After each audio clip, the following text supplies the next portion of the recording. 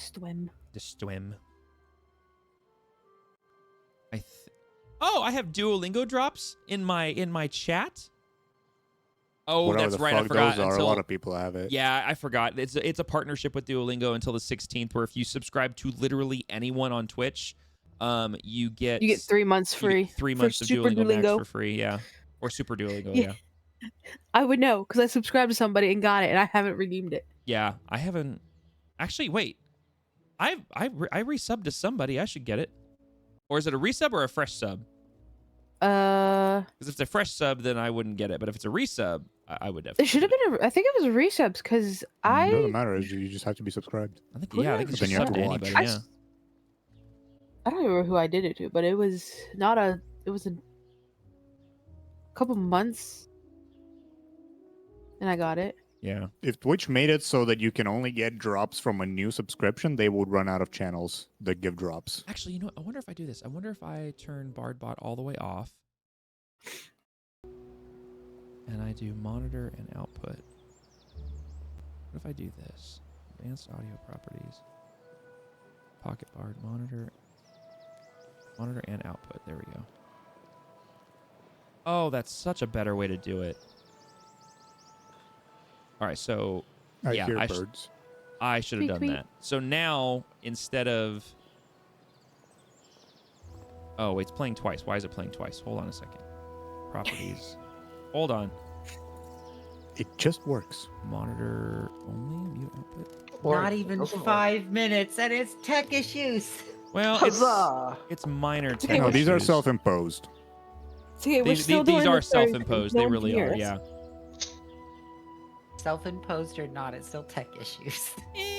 Ish. It's fine.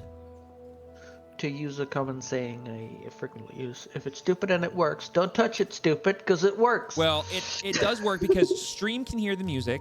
You guys can hear the music. I was just trying to make it cleaner for Stream and myself. Which it is working. I'm trying to figure out why it was going to desktop audio because it shouldn't be doing that. But monitor and output. Okay, so property, advanced audio properties, work properties. Let's see. Okay, and then if we come here, properties. That's weird because it shouldn't be. It should just be pulling the one source. Okay, well let's do this. Let's go ahead and turn off desktop audio, and then we will add a new application. What are you audio. trying to do? I'm just cleaning things up. Hi, Gato. Hello, Shadow. Hello. And we'll just grab Hello, Foundry. friend. And we shall grab Foundry. Don't mind Jesse the potato.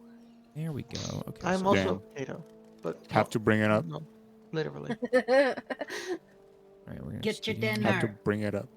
Let's go Yum, have yum. din-dins. Paste. This goes Paste. for everybody tuning in. Grab Din Din. Yep. Grab Yeah. My wife is snackies, making grab din din and it waters. smells delicious. Get Look your for din-din. water, get your stretches. Did she bring some for the whole class? Yeah. No, I'm sorry. Damn. Posture check for everybody at the invisible table. Never. Posture check? You wish. I'm shrimping. I'm You ain't gonna stop me. shrimping. I did my yoga today. Relax. Okay, I think it should now be cross-legged correct. at my desk chair. It's fine. Sorry, So so now- you're... Now Foundry has its own audio incoming source, so that way I can hear. So basically, Stream can hear music, and I can hear music coming straight out of the bot. So that way, it's smoother and cleaner on the recording. And then Discord will obviously still play for you guys, but it will just be whatever quality Discord's pulling for you guys. So do we hear it both from Discord and Foundry, or is that not our problem? Who rolled the one? Not me. Couldn't have been me. No, I Oh, rolled dude, I that's definitely a rolled- great start right there. Oh, and a nat 20 right to follow it up. There we go.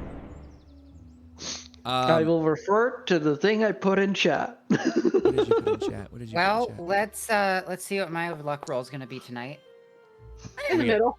Right, Dad. All right, so we got a 1, a 20, and a 10. Like we got the full range of Multiply their motion cheeks. here. In the 9. We have a 9 and a 4. Father. Oh, that's cheating. That's cheating. You used added numbers. You used a modifier. Jesse, you asked me a question. You said, would you still be able to hear it? I mean, you guys can still hear it in Discord, right?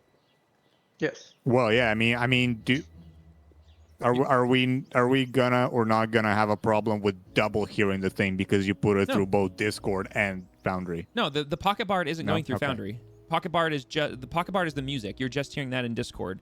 The game has whatever, like when you guys rolled your dice, that audio comes from Foundry, and that basically OBS now has a source for Foundry, Pocket Bard, and then like Discord. And so basically, all Discord's going through one channel. Foundry's going through one channel. My mic is a different channel. Pocket Bard is a different channel. And then if I happen to play Spotify, it's through a different channel. So I have them all separated so I can control them individually. And so right now, instead of people that used to be, we were here. You get a channel, and you get a channel. Yeah, and you exactly. Get a I'm channel. Oprah. Basically, when you guys beforehand, stream and the recording was hearing Pocket Bard through Discord because I was just having it play from Discord like to me as well. But it's a little bit jumpy and staticky sometimes. I'm like, well, that's silly. I have the software, so I've removed it from Discord. I can't hear BardBot at all, but you guys can, and then I'm hearing Pocket Bard directly, so it works out better. Pocket Bard. Yes, it's a cleaner way of doing what I was already doing, and now it works again. I gotta say, the strides OBS has made since I first started using it is mind-boggling. You Wait, got the so- OBS Studio, right? Yes, I do. When I plan to maybe potentially use Pocket Bard as well, Uh-huh. how do you stream that shit through Discord for other people? So since we're waiting, I'll just tell you. So basically what you have to do is, first off, Pocket Bard is experimental on the computer. It is normally an iOS or an Android app. So there is a way to get it on computer. You have to get a link from their Discord that takes you to basically an unlisted Microsoft Store page, and you download it from there. No big deal. It's really easy to do. Once you have that downloaded, then you have to install a program called Kenku Player, or Kenku Radio, I think is what it's called. Let me see right here. Kenku FM. That's what it is. Kenku FM. And then you have to set up a virtual audio cable, which again, all this is really easy to do.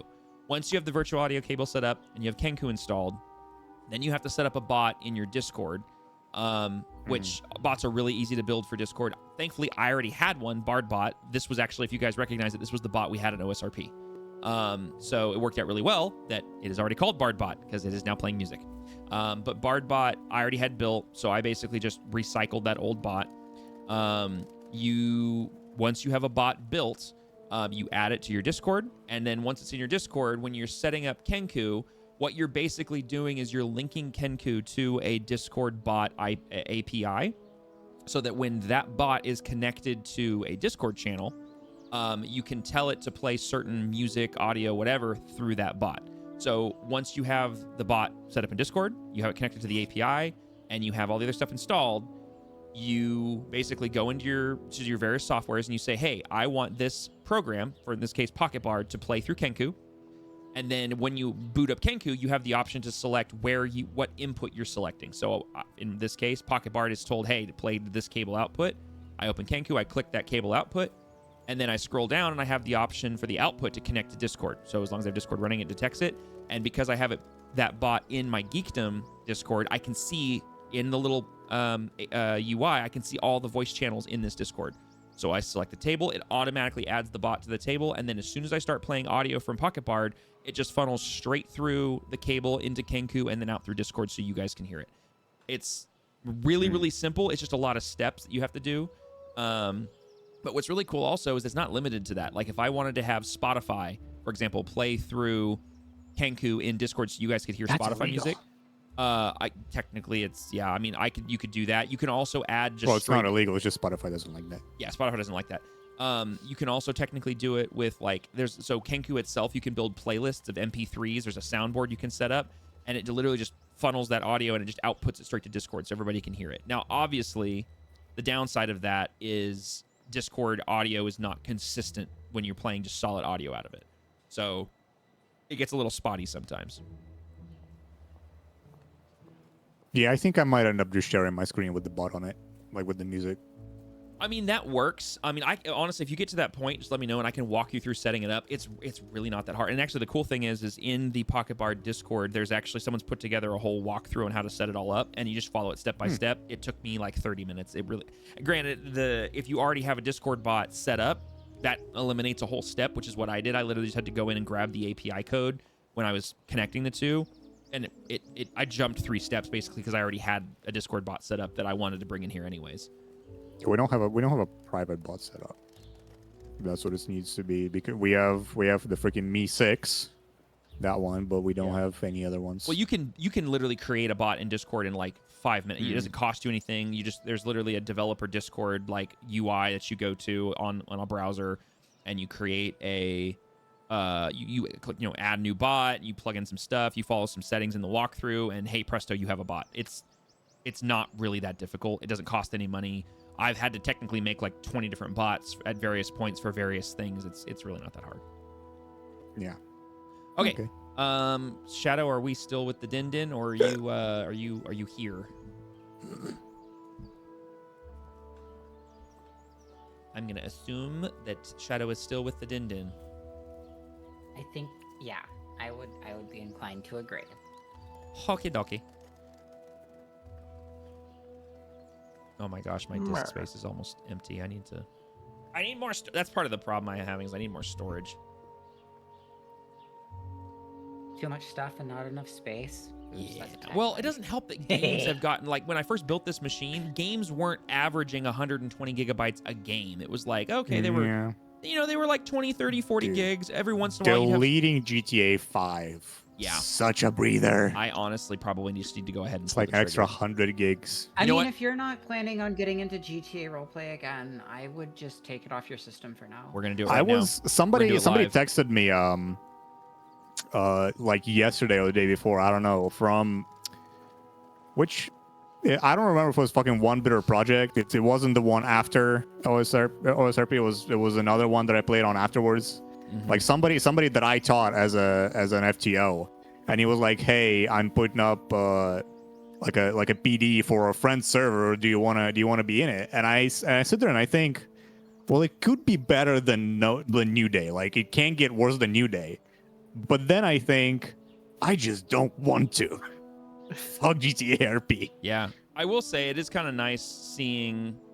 So I have a pretty good friendship with some of the people who are on this, like, higher up on the staff team. They are actively trying very hard to kind of bring back the vibe, as it were. And I have like massive amount of respect for them, like hearing some of the conversations and like the mindsets and stuff. Man, you guys are right on. I think because they were joking with me last night, like, you just abandoned us, and I was like no, and I was like, yes, I did leave, but I had reached my limit. And everybody does have their limits, essentially, and everybody has their burnout point, especially for people who've been doing it for so long.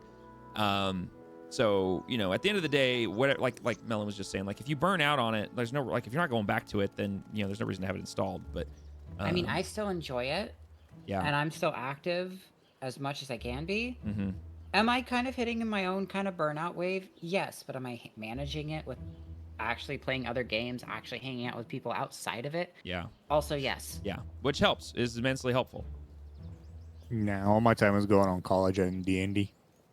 Yeah, Red M has been the saving grace for me in that world. And I am actually excited to jump onto Red M eventually. Yes. Sometime soon, probably. Definitely gonna grab you maybe tomorrow to go over character things, possibly. If you're free. I don't know what you're looking like, but tomorrow I'm gonna be if on not, the then... server, What the but fuck? I will. We can figure stuff out. Yeah. Yeah, Type text, play better games, and then post a screenshot of Escape from Tarkov. My guy. Gross. He's playing the PvE version, and it looks really cool. Yeah, PvE. Okay, PvE. fair. Yeah. That's better. Yeah. I don't hang out with sweats. Doesn't That's that not game true. been in development the same time as Star Citizen? Their scope is way smaller. Why are they not done yet? Yeah. Well, Release EFT next though month, has by made the a way. lot of EFT has made a lot of really cool strides since they launched, and you can actually go back and see the growth and the change of like big. When is open world? I don't think they're ever doing open world. I think They have That was their original fucking idea. They better do it. It was, but they have shifted away from transits it. between maps now. Yeah. You can extract Scope straight can to a different map. change. That is That's cool. Scope can change. And their Tarkov streets of Tarkov map is massive, so it's almost open world, but not quite. That came out a couple years ago, didn't it? I saw that. It's pretty The nice. streets 1 or 2 years ago. It's not that old. Yeah, no, they talked about after, like, it was clear the scope had changed from like an open world to like very clearly supposed to be levels, but they talked Extraction about shooter. but then they talked about linking those with extraction points from map to map. So I'm glad they finally added that, because that was something they were talking about for a while. I'm gonna Yeah, that's see. nice. Now, granted, I've never done a transit extraction because if I reach an extraction point, I am too loot goblined up Yeah, sure. that I that makes just sense. want to leave. It's like, I think Tarkov, I don't necessarily think bad game. Yeah. Like, I had my fun with it, but also it has the same amount of hackers as a regular COD. So, like, I don't. Yeah, Yeah, yeah, the- that's why you Like, don't. PvE is the only way to really play it, because if you go into PvP, you Yeah. get fucked. Yeah, I'm not gonna play PvP again, but I have been tempted to reinstall it to play PvE with like Tyrope and my cousin and a couple other people. But There are two evolutions of the gamer once you reach a certain point. You either devolve into cozy games of a sort, or see Cyberpunk. yourself turn into the very thing you sort of destroy. Yes. No, I think there's more than that. I think there's the cozy gamer. You get to a That's point the- where you just okay. want, yeah. So you have the cozy gamer corner. Cozy gamer has certain offshoots. I actually will classify role players, the good ones, within the cozy gamer community, just because you're storytelling. I would most of the argue time. no, and I'm not saying it's a bad thing. But my argument is, I classify cozy gamers as people who are playing single player only games that have no multiplayer capacity whatsoever. That you are completely off by yourself, and you are playing things like RimWorld. You're playing things like those like unpacking games. You're playing games like Stardew Valley, things like that. Then you have the storytellers, people who are going to be playing role play games, single player story games like Red Dead Redemption 2, Witcher 3, Cyberpunk 2077. But so there's a potential for some of those to have multiplayer, but the focus is on the story. So whether that's role players telling stories in RP servers, or that's going through a story in like Witcher or RDR2, that's like your storytellers. Then you have your shooters, your comp players, which like to them all they want to do is play CS:GO, CS2, Valorant, COD, Battlefield. Like they're like, I'm gonna be the next pro, whatever, and that's all they do. And then you have the toxic trolls.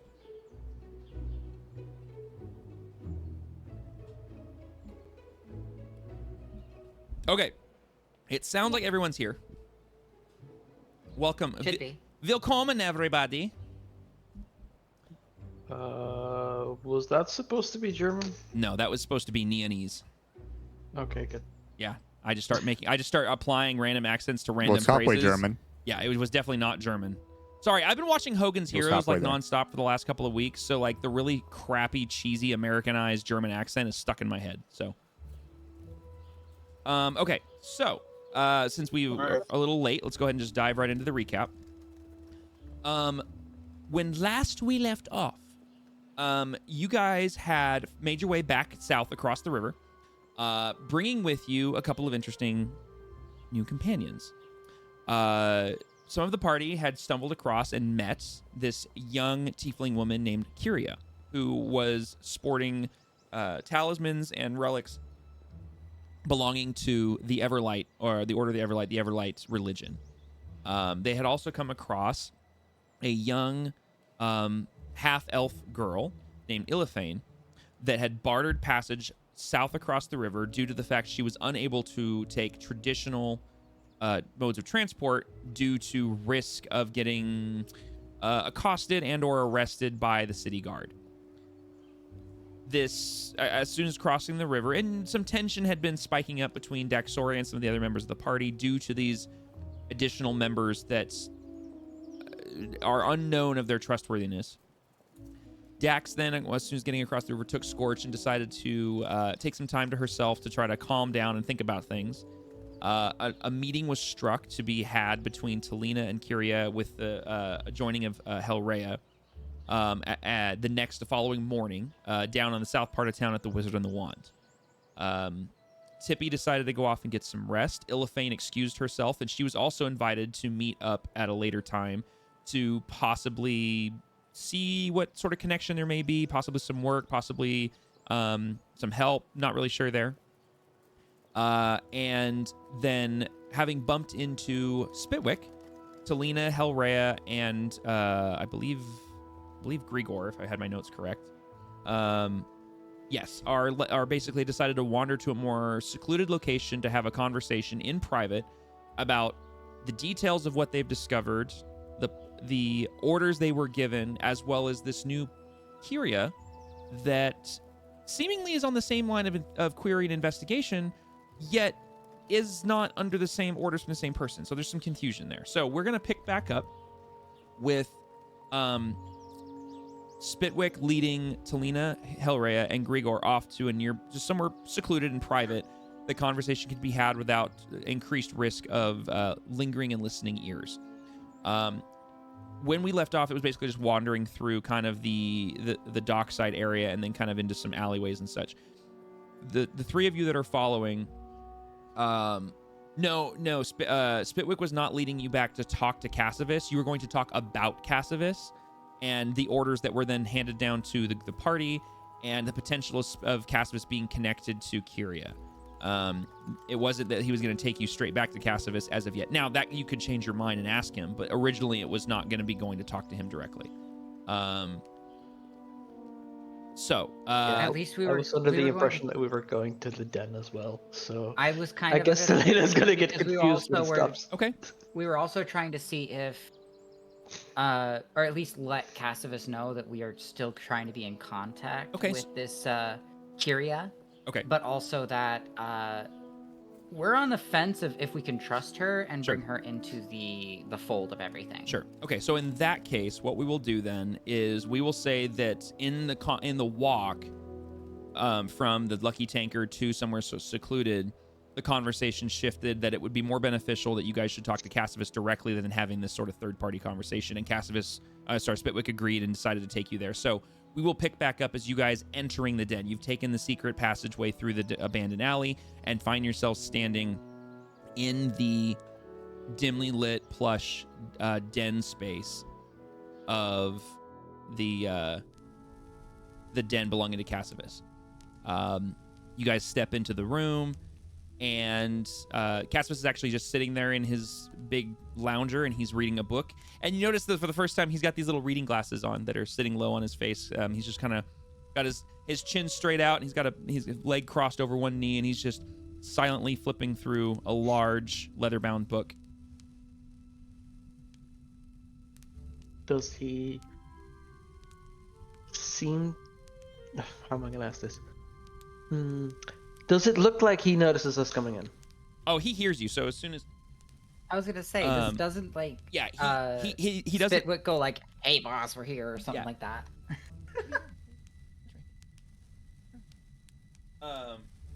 As the door closes behind you, and you guys kind of glance around and then kind of see him, he doesn't move his face or his body or anything. You just see his eyes look up at you, and has and then looks at Spitwick and back to you and says, "Well, was not expecting any of you to return here so soon.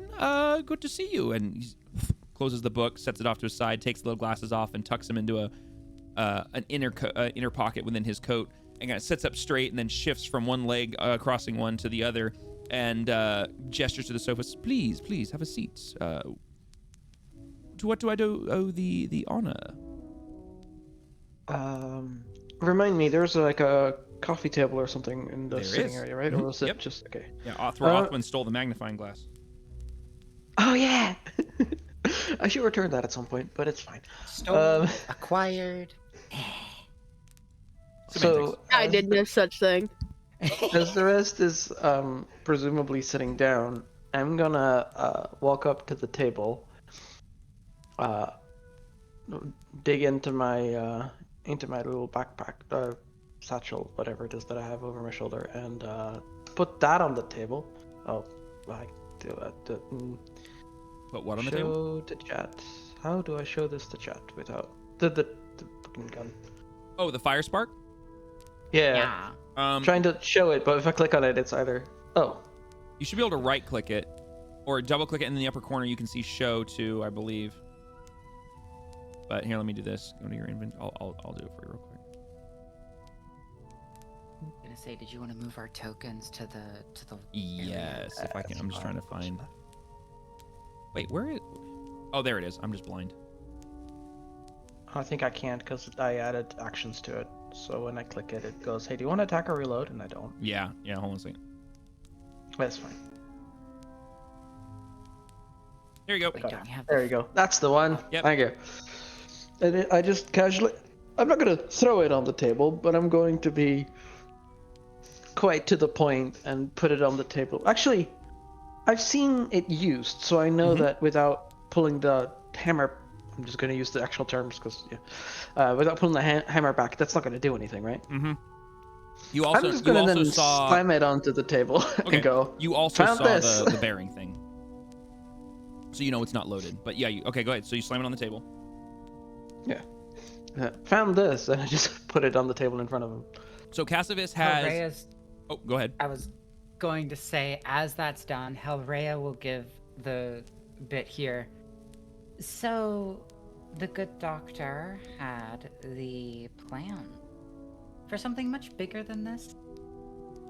However, this looks to be an iteration on whatever design he was making. So Cassavus is sitting in the chair with his right foot over his left knee, and he has his fingers like all placed on top of each other, basically right in front, kind of forming a triangle.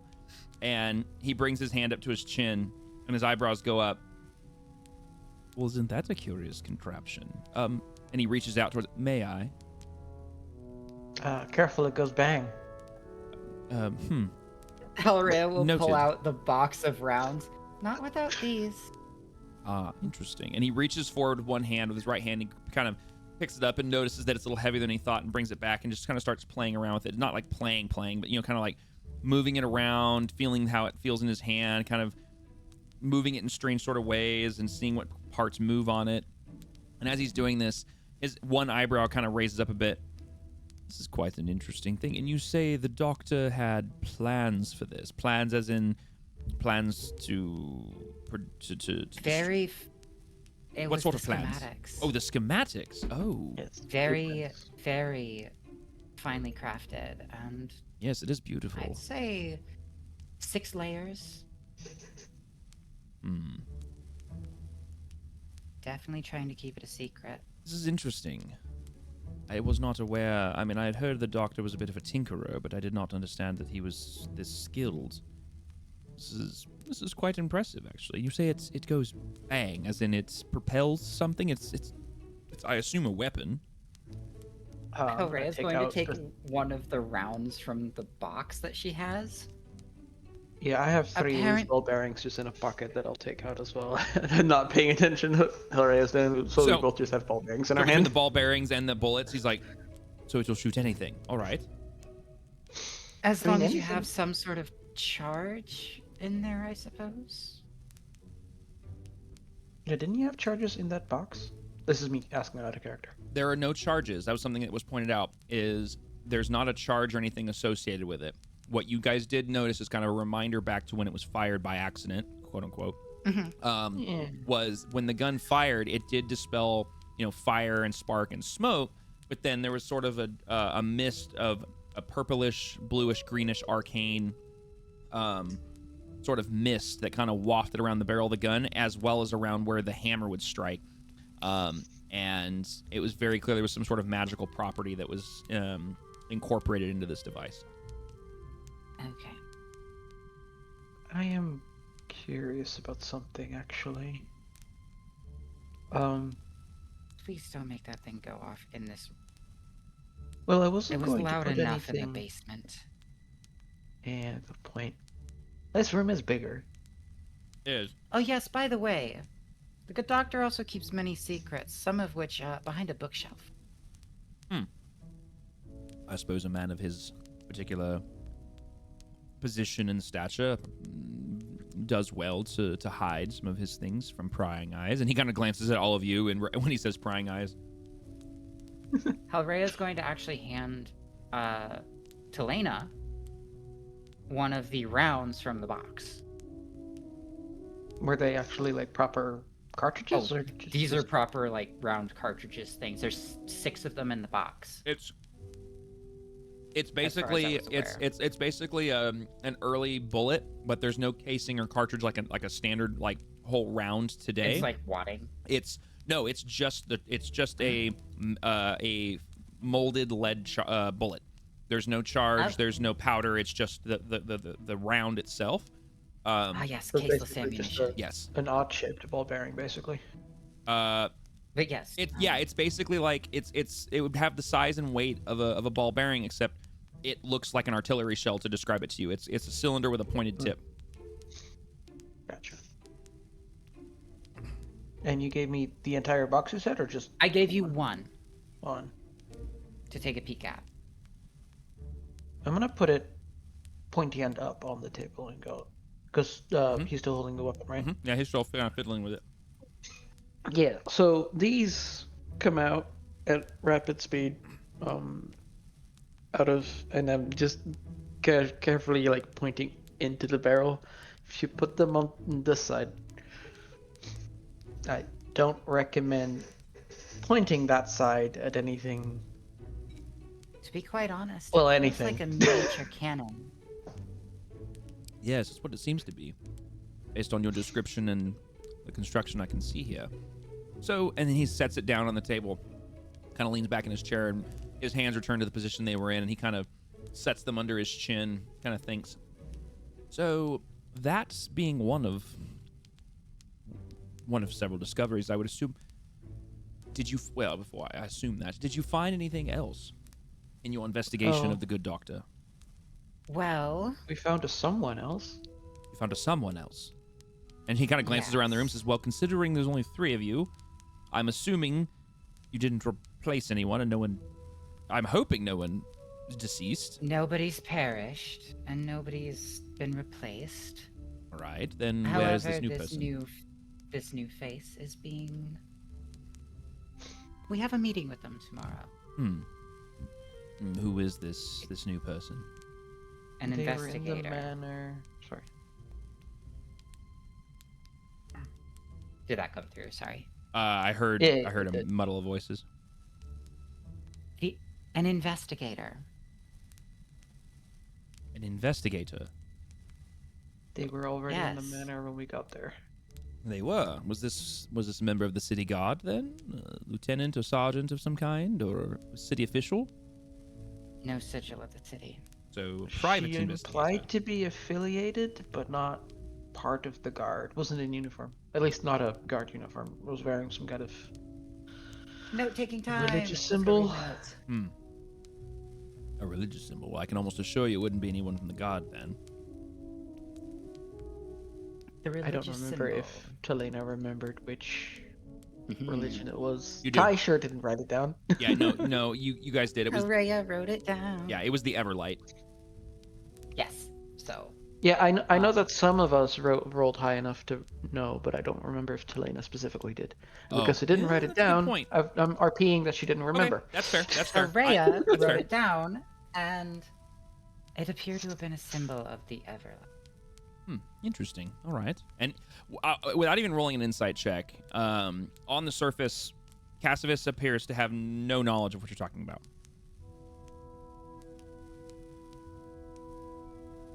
Okay. You Araya look barely knows surprised. about this just because of reasons. Would she know that it's just a very... Actually, how much... I don't even remember what my role was. We're gonna move past that part. You don't look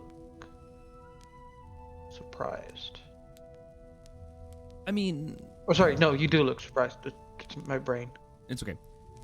I mean, I'm intrigued that someone. Well, let me ask this. You say someone is another investigator that was already there. What were they investigating? What were they looking into? A recent break-in, which I think might be staged, but I'm not 100% on that, and I don't have any hard evidence. Interesting. Why Break-in would you at. think it was staged? He stops and lets Well- for you to talk. The way the lady of the house disappeared, it's suspect.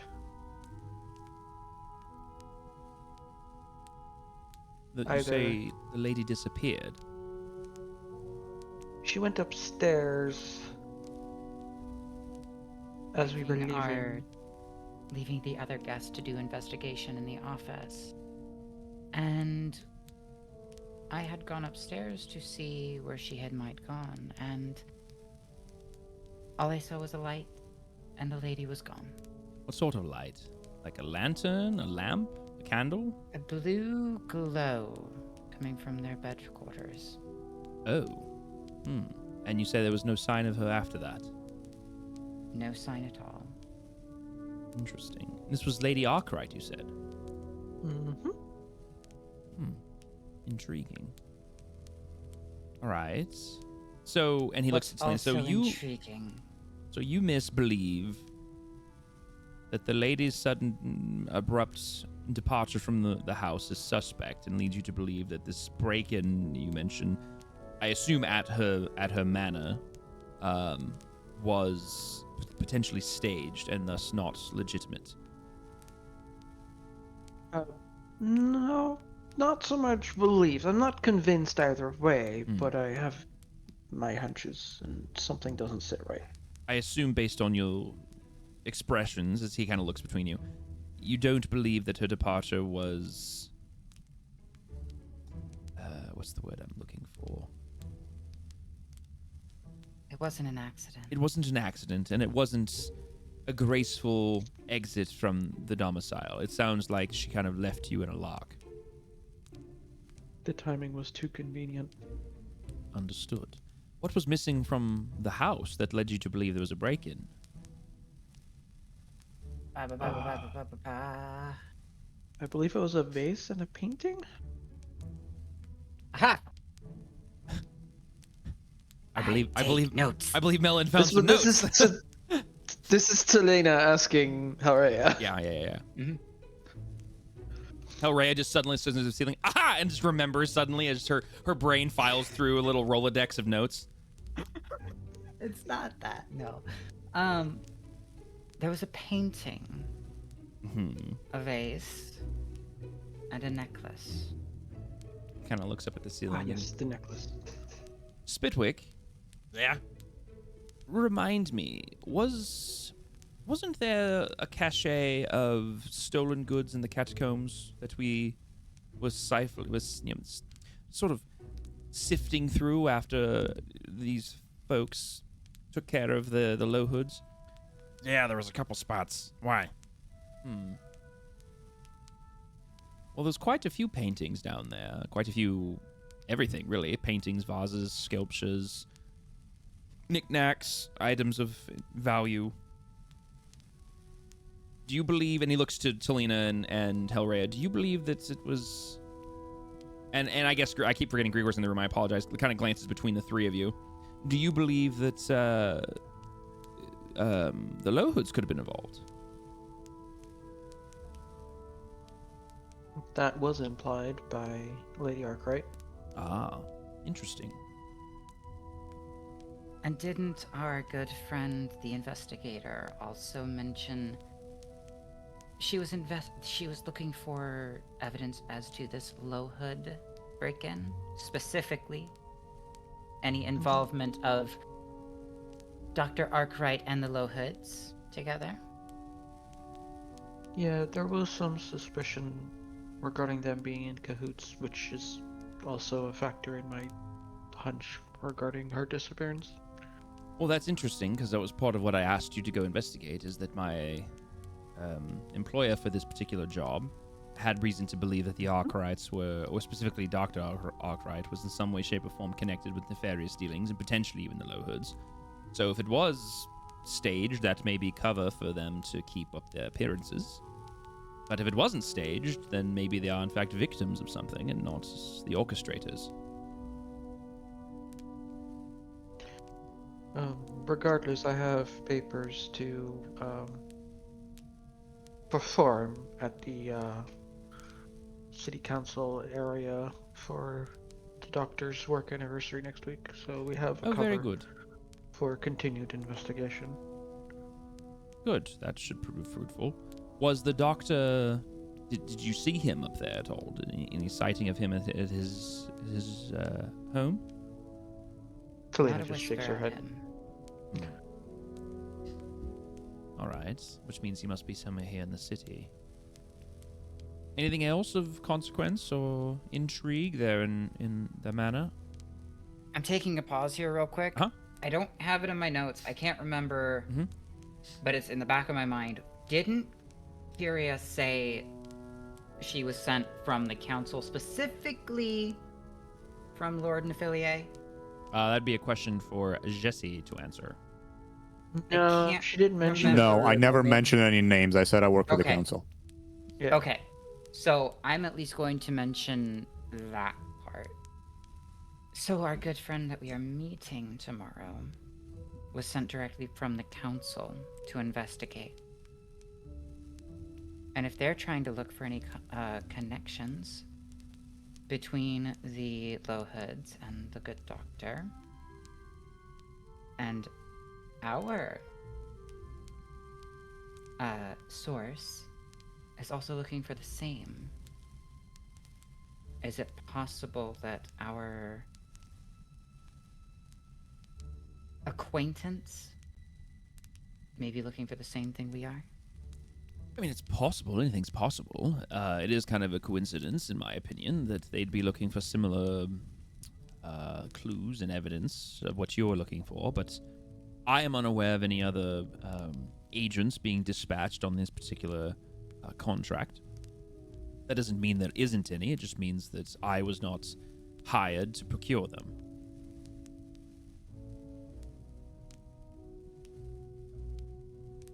Now, you had spoken of a cachet. Yes. Oh, that's And right. how- You hadn't joined them on that little journey, and you came in after that. No, Yes, and but he I looks. do recall a large fire upon a next morning. Yes, over on the western side of the city. Yes. And he glances to Talina and Grigor. Says, well, another group that I had hired with some involvement from some of the individuals here stumbled across some things down in the catacombs whilst making their way under the city. And I have since sent some of my underlings down there to retrieve some things, find some things that of various value, but the cache down there were several of them of just random goods that appeared to have been nicked and stolen from across the city and stored down there. I was working to try to get some of the items back to the rightful owners, potentially for a price, but point being, I'm trying to return things to whom they belong. Did you state that there was a necklace discovered? He looks at Talina. Did I have a necklace? I don't think I have a necklace. Let me double check. Wait, hold on, I'm backing up. Is that Hellrhea asking Cassivus if there's a necklace that's been discovered, or is that a question of... I may have misunderstood the question. I'm asking if there was a necklace discovered in that cache, either by Oh. Cassius's underlings or by the prior group. I gotcha. I misunderstood. Cassivus kind of looks suspicious and not. I mean, possibly. We haven't gone through hardly any of it. It's mostly seen the big items, large paintings, sculptures, things like that. The smaller trinkets we haven't cataloged or found all of them yet at this point. Specifically missing, that I recall, would have been a painting of a home. The vase, not really any good descriptions. But the necklace was apparently a gift from the Lady Arkwright's mother during their wedding. A central stone of sapphire with a few other ornamental jewels. Second.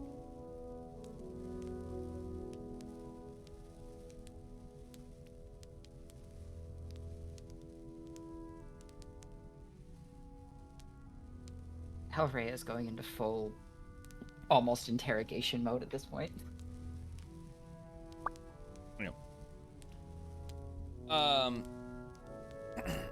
I will. Sorry, there's multitasking. He kind of nods and he reaches over and grabs a different book, opens it, and scribbles down some of the things. And you can see he's scribbling down some of the things that you were saying, so he has like note of it. Closes it again and sets it next to him.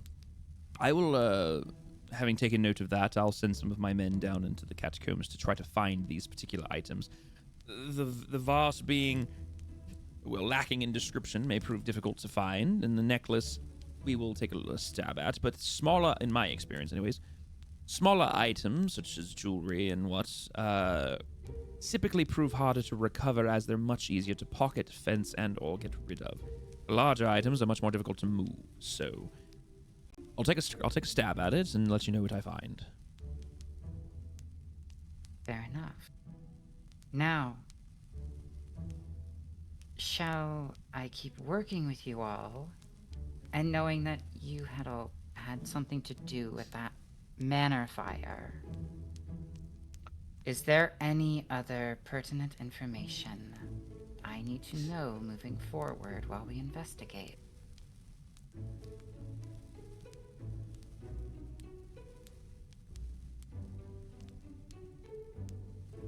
Horace kind of glancing around at everybody.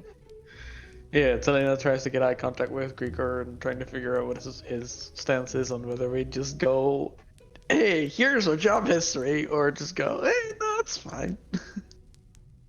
Horace also sort of staring down Cassivus and Spitwick at this time as well. Spitwick makes direct eye contact and just shrugs, and Cassivus just kind of smirks at Spitwick's physical reaction and looks back at her and says, "My dear, there's always things I'm going to know that are not pertinent to your to what you need to do. As far as what's going on with the group here, that is for you to figure out. That does not bother me. The direction. Important thing is I do believe you all will work well together. As it's already been proven, you've already found some very useful information.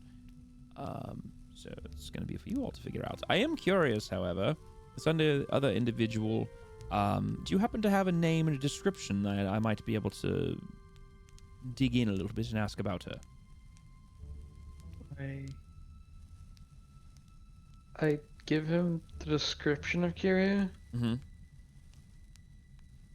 and then, like, I fake trying to remember the name, seeing if Rhea, like, chimes in, or if Grigor chimes in.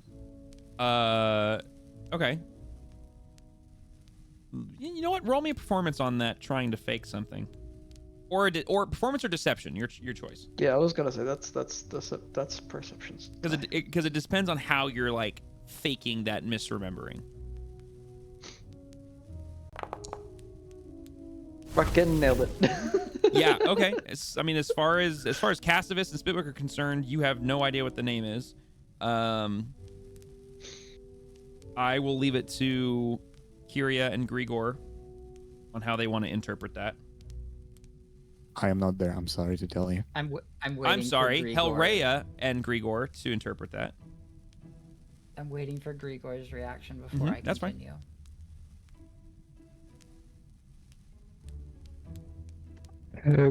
Grigor would try to play along and just say a tiefling with affiliated with the Everlight shouldn't be that hard to find.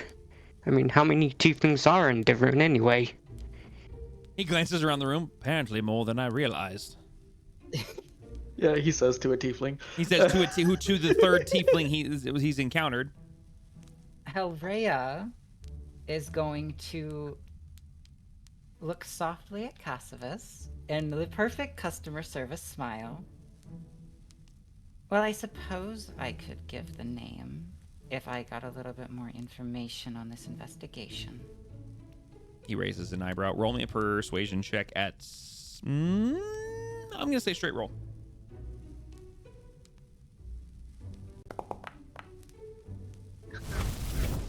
The dice, they wish his story, sir. Why am I not seeing the dice either? That's weird. I'm just seeing like... I don't know. I'm seeing like... Are you guys seeing the same thing? No, I have a dice tree. Like I'm seeing the dice, but I can't see the physical layout of the dice. I wonder, is live stream? You may have hidden it by accident. No, they were on earlier. When some of you guys were rolling earlier, I could see them. I'm gonna just roll a d20 to see if I can see it. Yeah, here, everybody, give me a d20 real quick. Okay, so stream can see it. I saw the roll. Oh wait, I can't see that I one. see the I can't rolls. see that one. No, the roll I can see. I can't see the physical 3D dice. I was just curious what was going on. Oh. Oh, I see both of them. No. Oh yeah, that's strange. Grigor's dice on stream looks like just a shadow. Yeah, that's what I'm seeing on my end. I'm gonna refresh my window here real quick. Hold on a second. Right. Pause break. I think there's a. Is it? I mean, it's just a refresh. It doesn't take too long. Technical issues Also, number 2. Just the casual persuasion from Hellraya. I'm trying to remember how you refresh a window in this thing. In OBS? No. In like actually refresh Foundry. Is it F5 would refresh the Isn't page. it just F5? Yeah. Yeah, it was F5. That was it. Thank you. Control F5. That was it. It was F5. I I'm mean, always there's used to- also I'm always like used to a control R. circly arrow thingy in the top left. Usually, that's literally what it is. As Well, isn't you it? guys are, but remember, you guys are opening through a web browser. I am running the physical game, so I don't have a refresh button. Oh, it's different. Okay, so that one worked. I can see that one, so that's good. All right, there we go. I can see dice again. Hey. All right, but it's not on stream, so I just got to refresh that real quick. Oh yeah, stream's weird. Stream's black. Well, or the whole thing broke for transparent. me, so I'm just gonna fix it real quick. I'm just gonna do refresh. Give it a second here. Poor Mon. I like how you can refresh the casually- table and the chat separately. Yep, there we go. All right, Monhold we're good is again. just casually finding every tiefling by accident. All right, let's go ahead and have it all just roll one more d20 for me just to double check. There we go. I can see that. Yay! We Can't can see have dice too many again. tieflings. Okay, we're good. All right, so Hellraya's roll, natural 20 leading to a 27 Okay, for persuasion. that's crazy. I reject this roll and substitute my own. Damn it! Okay, so he kind of raises his eyebrow and has a little bit of that kind of devilish grin that you've seen him do before. What sort of information are you wanting, my dear? Anything that's been withheld from me so far. He leans What exactly forward. was found under those catacombs and in that cache? He leans forward and places his elbows on his knees, and he glances between Talina and Hellraya and Grigor. Well, I'm going to be honest. No matter how persuasive you may think you are, which you are quite lovely, we both know this, I'm always going to have things that are going to be withheld from you, and if that is going to be a problem for you, then you'll need to find yourself a new employer. If you're willing to trust me, as well I believe you should, then we can work together fine. As far as things that may have been withheld for you up to this point regarding this current job, it was my understanding there'd be more communication amongst you all as a group. If you all are keeping secrets from each other, that is not my prerogative. However, what I will tell you regarding this current job is what I have already told you. I was contacted by a powerful individual here within the city who has concerns that Dr. Arkwright proposes a serious threat to the city, that his connections and his business decisions have led him into a position of being either influenced or influencing the criminal underworld of this city. Hence why I needed you to investigate. It sounds like that there's someone else out there who has either similar notions or concerns and has dispatched their own investigator. However, I cannot confirm nor deny, really, that it's the same person, because I do not know. And he says it all, and he's not, like, upset. He has a very serious, matter-of-fact, straightforward way of relaying this information directly to Hellraya. Does that make sense? Am I coming through clear? Crystal. Very good.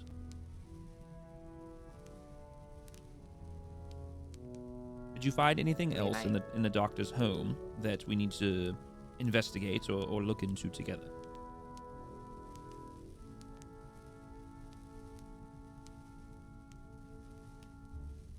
I believe Hellraya's already given all the stuff that she. Hold on a second. Hi, does Talena remember, or does Hellraya remember what Talena's tapping about? Would she know it at all? You probably would. Yeah, I'd say she'd know. That's where I Cassivus, keep the journal. Cassivus It's been does 2 sort of weeks, notice. okay? Yeah, you're fine. Yeah, no, that's where the journal is. Oh, yes. And Cassivus can kind of see. He recognizes that you've been tapping on this pouch kind of methodically over the last couple of moments, but it's clear that he doesn't like clock it and go, she's hiding something. It's just more of like he just sees you're tapping. Well, in the brain, come on, turn on. There we go. In the full subject of transparency, we did perhaps take some documentation from the vault that the box of projectiles was in. Oh. What sort of documentation? How's your what was the journal written in again, or was it just common?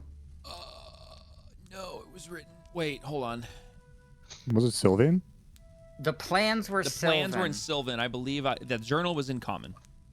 Okay, yeah, because I can only read Common and Elvish, so it couldn't have been in Sylvan. Yeah. So it was in Common. Well, you're also a bar, so you have comprehend languages. No, I don't. Okay, no, you don't. I have the ability to learn it. I just don't know it myself. Yeah. So I was gonna ask how's your Elvish, but never mind, because it's not written in Elvish. Asked how's your Elvish, hands a common document. Whatever, all right. I'm just gonna put the book on the table and stow the weapon away where I had it before, as well as the bullet.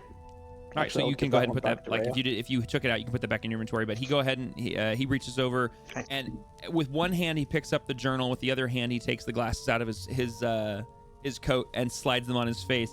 And he looks like, when he puts the glasses on, it's almost like it ages him 20 years in 3 seconds. As soon as they hit his face, he looks like much older than he actually was. And you're like, that's just weird. Like, why is this dude wearing glasses? But who knows? He puts them on, he eases back into his chair, and he starts just slowly and kind of just methodically flipping through the pages of this journal, almost speed reading and skimming the pages. And he gets to the... I read the couple... Oh, go ahead. Yeah, go ahead. As he opens it, Talena goes, I read the the first couple and the last couple of pages. Apparently, Nephilia promised coin to the doctor, but he's never received it, and now there's rumors that some coin is being siphoned somewhere. I'm not 100% sure on the context, because I'm missing a couple of pages, but since you seem to enjoy some reading, and I just glance at the book that he was reading before, wherever it is. Yeah. Perhaps you can do some reading while we're doing some field work, and then she holds up the sending stone, and then I'll hear about it when there's interesting things in there. Yes, this is already proving intriguing. I'm going to need to read through this in detail and pay attention to what words were being chosen here. But yes, and he looks up, he takes the glasses off. Yeah, you will be my first contact as soon as I figure out what's going on here, because clearly, from the doctor's own words, things were not as they were relayed to me or as they seem. Something else is going on. I'm going to look into this, and I will contact you as soon as I figure out what is going on. My advice to you all is, at the very minimum, be careful of outside your trusted group of confidants who you relay much of this information to. Not saying don't trust anyone, I'm just saying be careful. Because if what is being said here has any degree of sincerity to it, mixed with the device you now possess, mixed with Lady Arkwright vanishing seemingly into thin air, mixed with the Lowhoods and their seemingly disappearance from the city streets, there's a lot of question marks out there right now. Add another one to the fray. Our meeting with this individual. Yes. Well, let me ask, how did she seem to you? Her trustworthiness. Did she seem genuinely inquisitive? Did she seem like she was there to cover something up, to try to look into you? What was the demeanor of which you can deduce? Painfully abiding by the laws and information gathering. Yeah, to put it in 3 words, a goody two-shoes. Actually, that's 2 words. Interesting. That's not necessarily a bad thing. No, it's not. Given the nature of our methodology, it might be.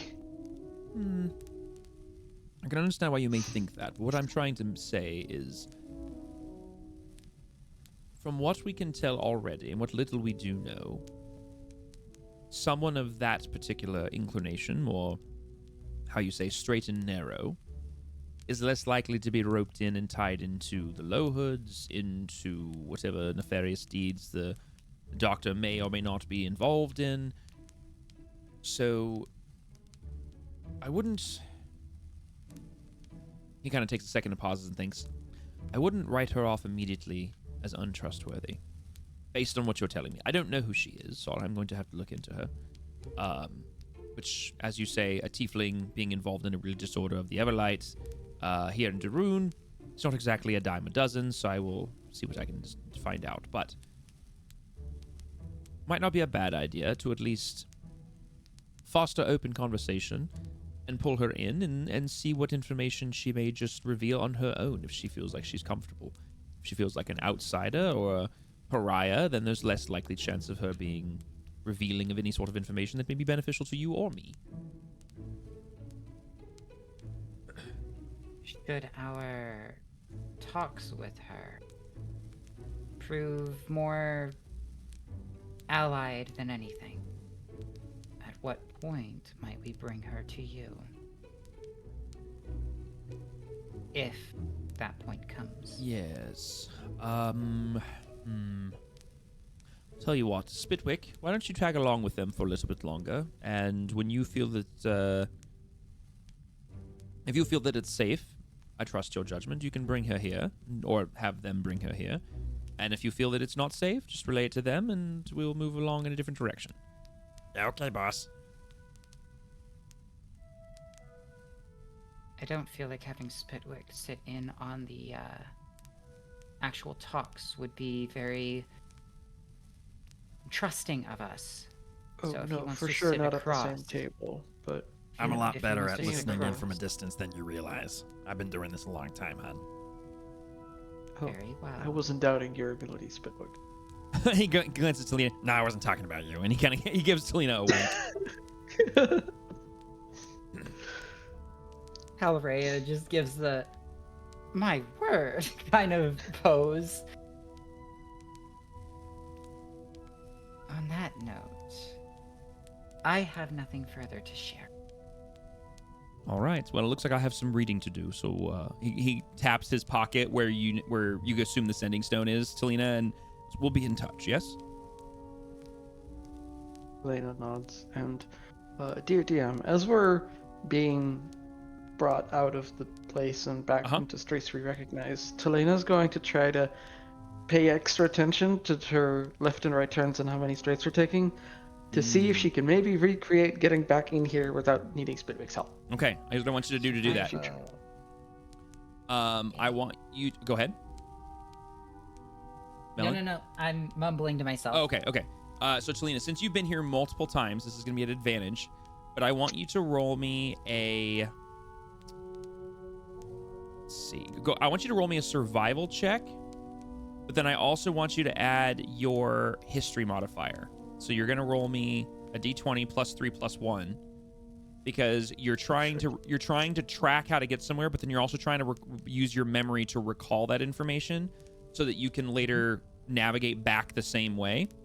So it is kind of a high DC, but I'm just going to give it to you at basically a straight roll, but you're going to be able to use your history because you've been here multiple times, and your survival because you're trying to track, basically. All right, so it's wisdom, survival, history. Oh, hold on a second. Monhol just brought something up. Yep. Okay, so go ahead and figure... Yeah, so you're going to roll your d20 plus your survival plus history. But, Monhold, you said before you leave, Grigor would bring up the excessive taxes.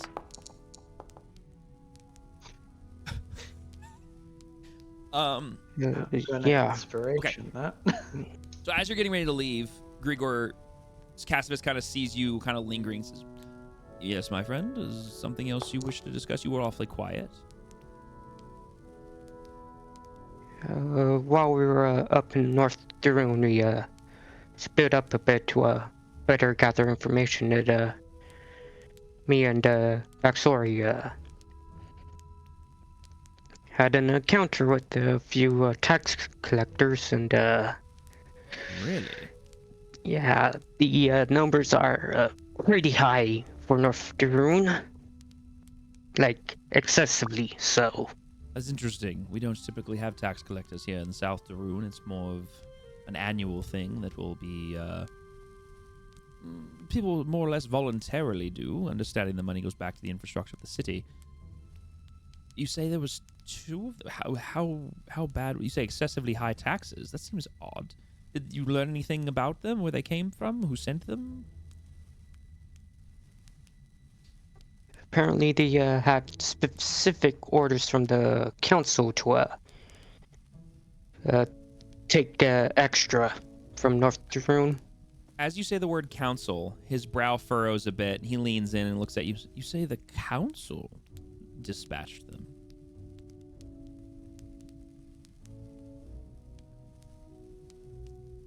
Did they say any sort of council member or just generic council reference?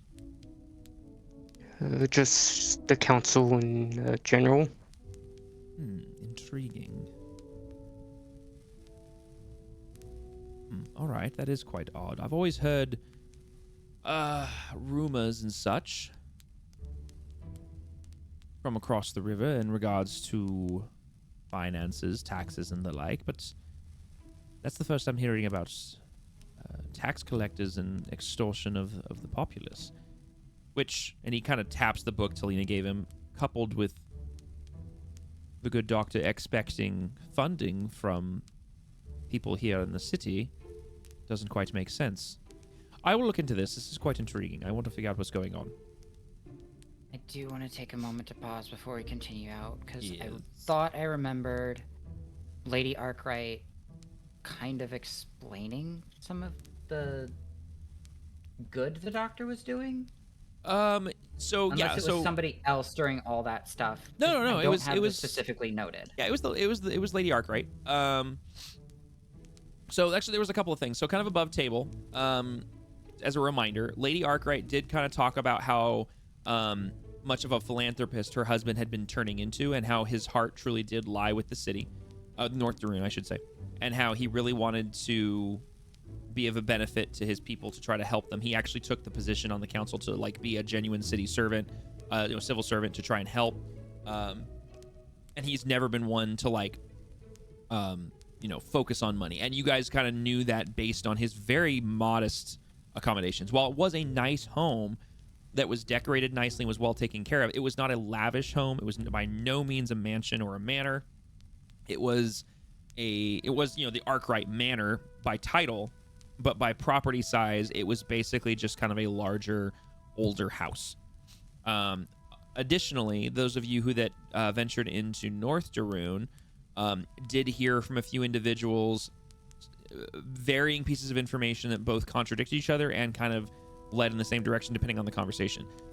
Kind of implying that Dr. Arkwright was a kind individual, someone who cared about the city, but also was referred to as the potentially as the city council who was not doing the right thing, or was not with the program, or was failing them, potentially. But no names were ever dropped in any of the eavesdropping that happened or conversations, unless it was a specific, unless the person specifically said Dr. Arkwright. So there was no clarity on which council member they may not have been referring to in any of those eavesdrops. That's essentially from what I can recall, based on what you guys encountered, that would be the kind of information that you would have in regards to the Dr. Arkwright kind of personality. So, on that note, Mm-hmm. because you just spoke a lot of words and it's hard to remember them all, I do. Rhea does want to relay some of her thoughts about how benevolent to his position Arkwright had always been, according to his wife, which, of course, her bias is there, but judging from their living space, they're not trying to make everything golden and encrusted. Yep. Mm-hmm. So that's kind of the vibe that Hellraid gives before we exit. Yeah. And Caspus nods a few times, says, that sort of lines up a bit with what little I know of him, but some more intricate research may need to be done. But either way, it does seem like there's conflicting pieces of evidence here. So, like I said, he taps his pocket again. You will be the first to know. But I thank you for bringing this up, Mr. Grigor. I was unaware of anything having to do with excessively high taxes on that side of the city, much less that they were being essentially extorted from the populace. And okay, so going back to that roll, I will say with a 22 that Talina, this time, having gone through this multiple times, that you watch how Spitwick is guiding you out of this dark alley, and you realize that you might be able to make your way back here pretty easily. You're not 100% certain like what street you're on, but you're like, I can navigate back here. I think I could do it. Excellent. Yep. All right, so with that, as you guys exit the den, we're going to jump over to Daxori and Scorch. Dax and Scorch, you guys are spending the night in a room above the Lucky Tankard. Basically, the conversation that just took place happened right as the sun was going down. So we're going to go ahead and have night pass. Before I go too far, Talina, Hellrhea, and Grigor, what would you guys do for sleeping accommodations? Because Tippy was going to spend a night in a tree. Dax is spending a night with Scorch in a rented room. Kyria went back to her accommodations down in the Temples district. What would Talina, Hellrhea, and Grigor do for rest? Just very quickly above table, where would they be going before the following morning? Rhea will be going to her residence, which is down in this area. Okay. But I do have something I want to do before the party completely splits off from leaving Cassivus. Okay. We can do that after the rest of the table has done stuff. Okay, that's fine. I'm just trying to make sure everybody has a plan for sleeping before I give you guys a long rest. Is it one of my performance days? I don't know. It would have been the day of the meeting. So, how many days a week does she perform again? I forget. 3 times at the Lucky Tankard, Tuesday to Thursday, and the weekend in the Wizard of Wand. Okay, I would say this is probably. We're gonna say this is the weekend. That you have Cool. a performance in that there, case, which is she'll go to the Wizard of Wand. Yep. Okay, which would make sense because that would be why you'd have a meeting there. Well, we have the meeting there because we didn't want to have it at the Tankard because that's our regular hangout. Mm-hmm. But it works out. It's beneficial. Mm-hmm. Grigor, would you just head back to your own home? Grigor would go back to his room in the Tankard. Okay. Perfect. Because that's where he is sleeping. Perfect. So, as you guys do that, real quick, Hellray, what were you going to do before you all split up? So it makes it a little bit easier on me. So, before Talena... Well, let's see. Since Talena was needing to go to University Row regardless, they probably both would have traveled a bit together, and then, like, at about here, everybody splits. Yep. So, at that split, as Hellrhea and Talena are moving in this direction, Hellrhea will kind of stop Talena. Shall we be continuing? I need to know anything else that has been going on before our meeting. Anything that you can think of that would help this investigation.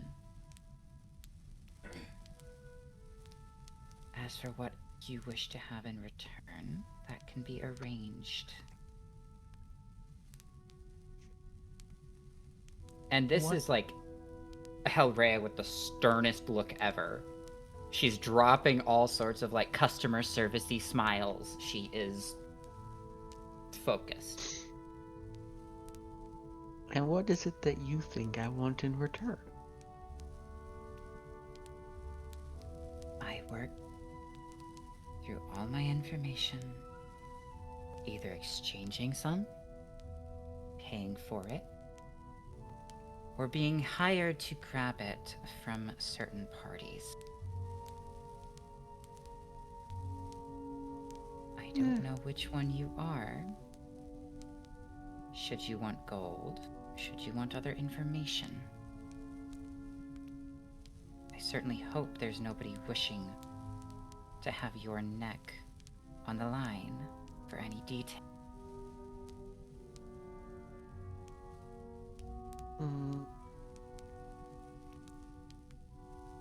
Is that a threat? I don't know, is it? No, she's legitimately just straight up asking, is that a threat? Oh.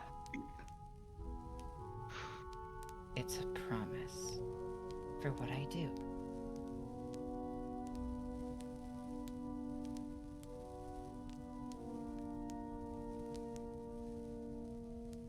How about you come watch my performance and we talk after? I'm late as is, and just start walking towards the Wizard of the Wand, whether you follow me or not. Aurea will be following.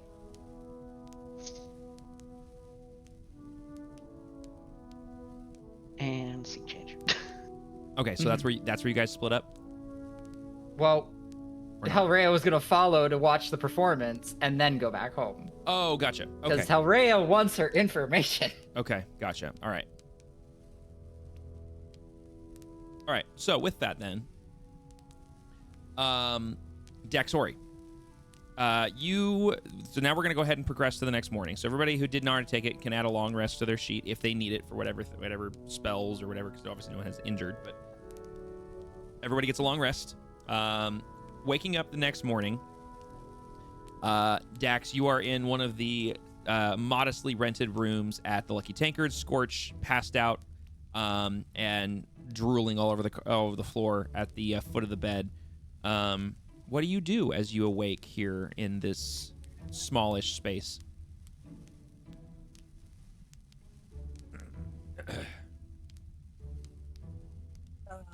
Let's see.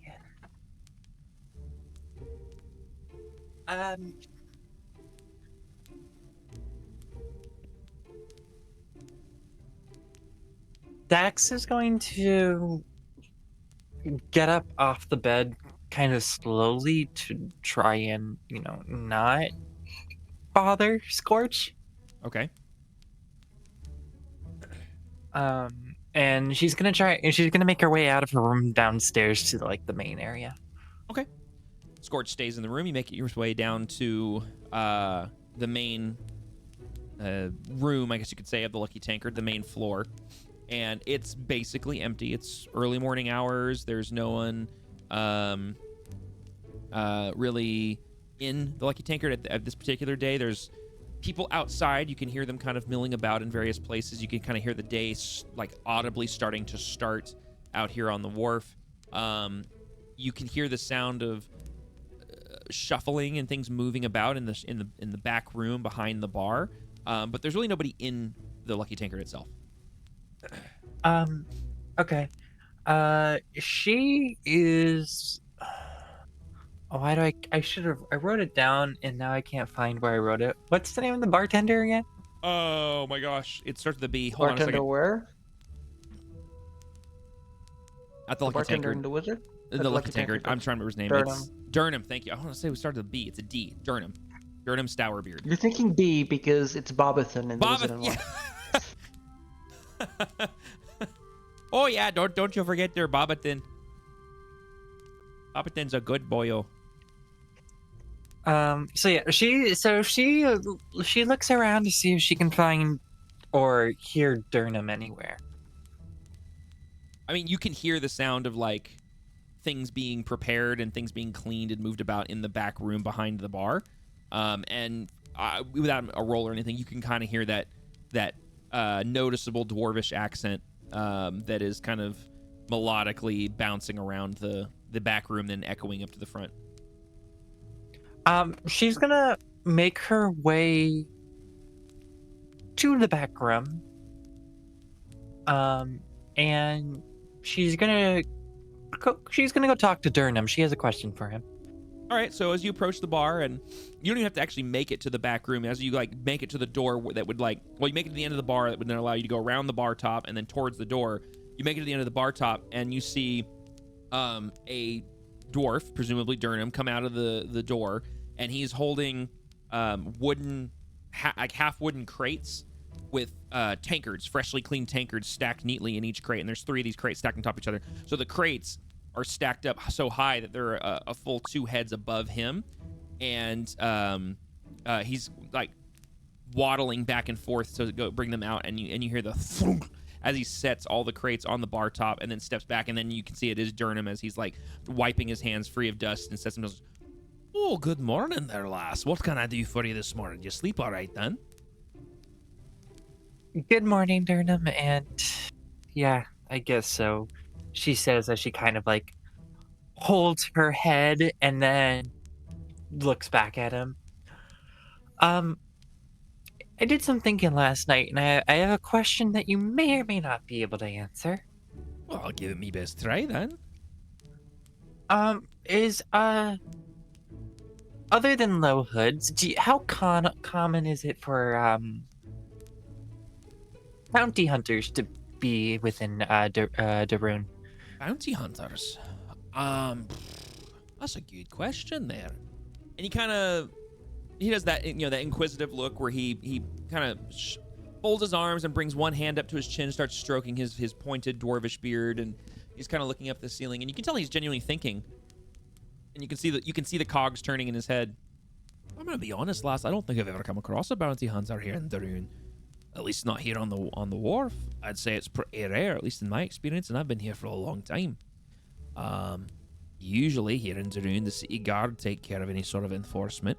So more than likely, if there were any bounties or warrants to be issued here in the town, they would be handled through the guard posts and the outposts, stockades and the like.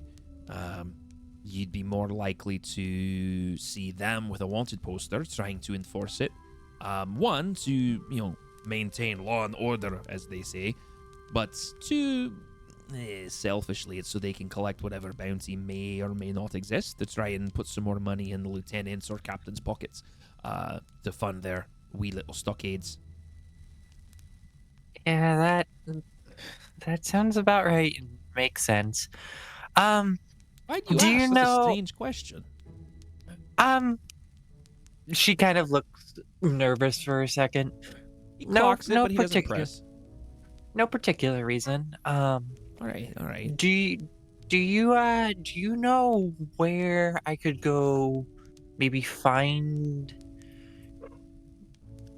a said lieutenant to see if they have open bounties. Go ahead and roll me a. I'll leave it to you, deception or persuasion, but go ahead and roll me one of those two. Alright, let's see if the digital dice want to be nice to me today, or if I'm going to be using physical. Digi-dice. I'm cheering you on. I got you. You said deception or what? Deception or persuasion. It's depending on how truthful she's being, or like if she's being more inquisitive, or like stuff like that.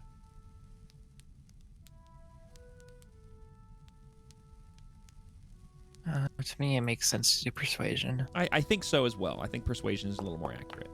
Okay, cool. A pretty good roll.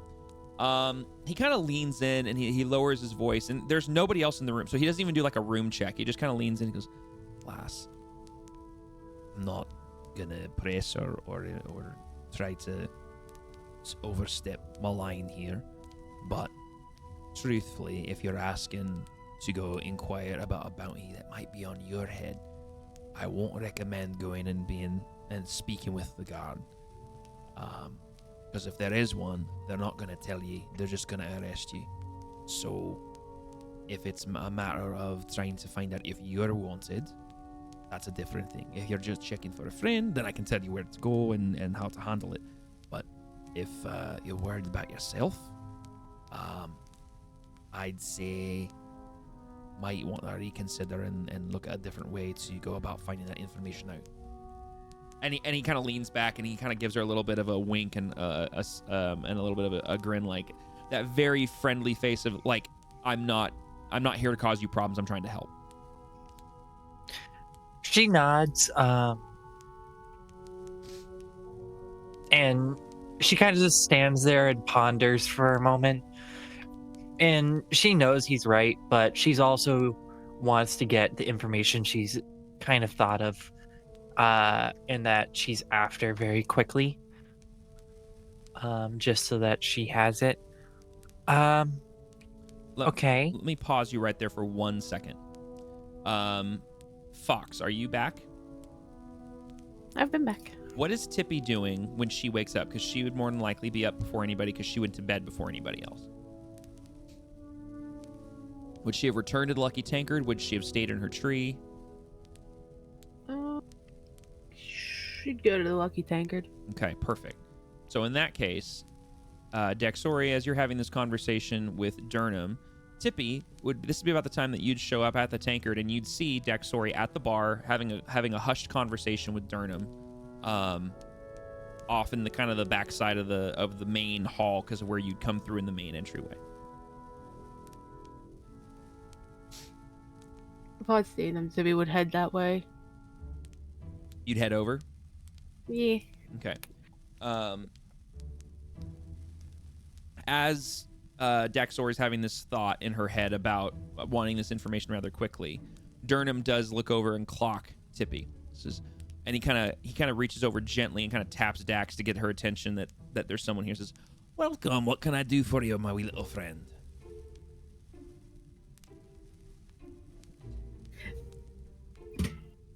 Tippy going over, not getting any social cue that this was a private conversation. Yeah. Because who needs social cues as a squirrel? She goes over, she's like, "Hi guys, I need food." I'll get you some nuts 1 second. And as he turns to head back into the kitchen to get some nuts, he makes eye contact with Dax. And his eyes look directly at her, and then down to the squirrel, back to her, down to the squirrel, and then he winks and he goes in the back.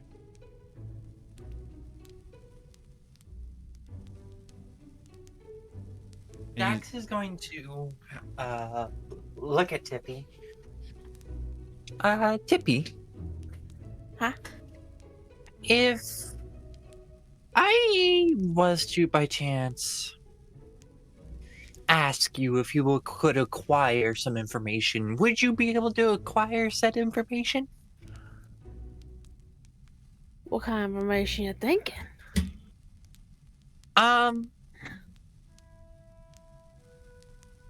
I need to see if there is a bounty on a certain individual. Oh, it's easy peasy. As long as you point me in the right direction, because I don't know where I'm going. That's the problem. I don't know where I would even start. And it's about that time you hear and you see Duruun coming around the corner, and he has a much larger bowl of assorted nuts this time, and he sets it on the counter and slides the whole thing towards Tippy. Oh, she going full force into that bowl. I just pictured Tippy diving into the bowl. As this is happening, Duruun just chuckles a bit and smiles and glances up at Dax. "So you were saying you needed directions, yes?" Yeah, so after pondering, I do agree that maybe going to the guards isn't the best idea. So could you, or do you have an idea of where else I could go to look? Well, I didn't say going to the guards was the worst idea. I said walking up and asking them straight to their face is not the best idea. However, in order for a bounty, to my recollection, to be valid, it has to be written and signed by some sort of lord or authoritative body. Those documents have to be kept someplace. Now, I would say that the best place to look for that might be, and he kind of strokes his beard and he's looking around and says, might be the guardhouse in the central part of Riverside. It's one of the largest in the city. But, you'd probably have to find a way to get in and get out without getting spotted. Upon Duruun saying that, Dax just immediately looks at Tippy. I can do it.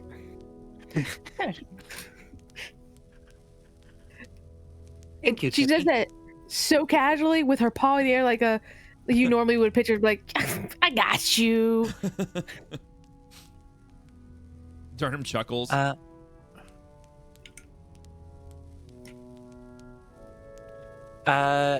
Dax goes ahead and slides a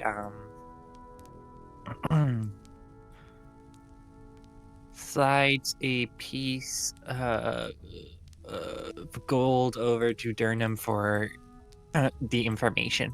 He very deftly just like almost like he's like wiping the table, just slides the coin off the table and it goes and disappears off the side, presumably into a pocket or something. And he just nods. Anytime.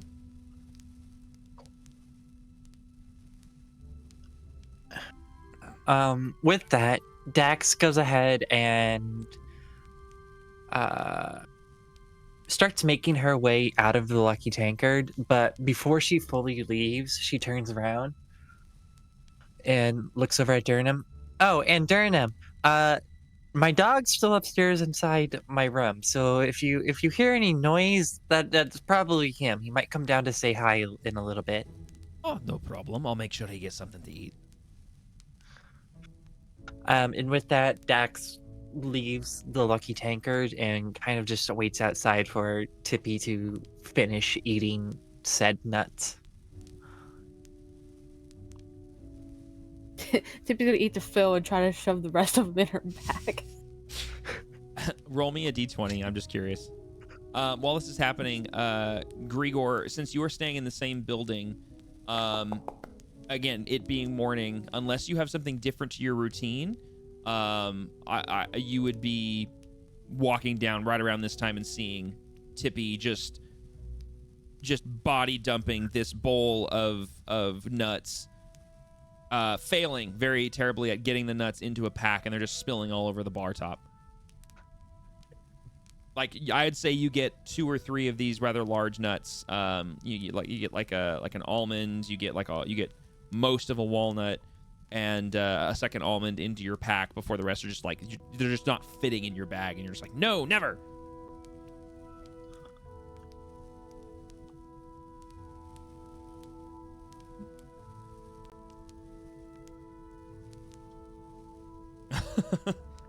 Yeah, sizes. Yeah, fair enough. Fair enough.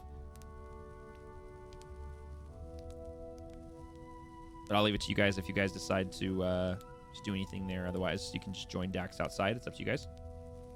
That's what Tippy's gonna do after she tries and fails miserably to put the nuts away into her bag. You take the. You said for Durham to take the nuts away. Well, no, after she finished what she was attempting to do. Oh, gotcha. Okay. She was gonna step out. Okay, so as Tippy starts to leave, Durham comes out and just kind of. What a bloody mess! And starts cleaning up all of the nuts. All right, Grigor, do you decide to follow suit and join your friends outside?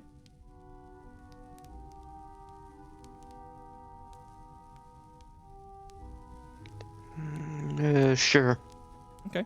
So, Dax, as you turn around and see Tippy just kind of bounding over towards you, you also see that shortly behind her, Grigor is walking towards you from the staircase that led upstairs.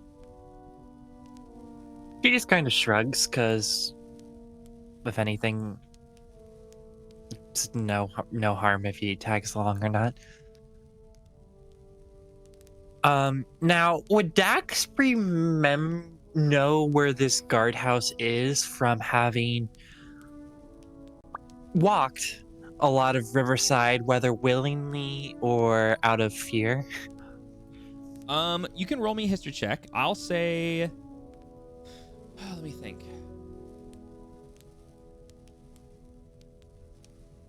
I'll say... Go ahead and roll me a history check. I was going to say disadvantage, but I think it makes more sense to just make it a straight roll. If you vocalize it, Grigor might be able to give you assistance because he's lived here longer than you have. But I'm not sure if Dax would have vocalized that or not. Not at first. Okay. Melon, she's gonna try and remember by herself. Okay.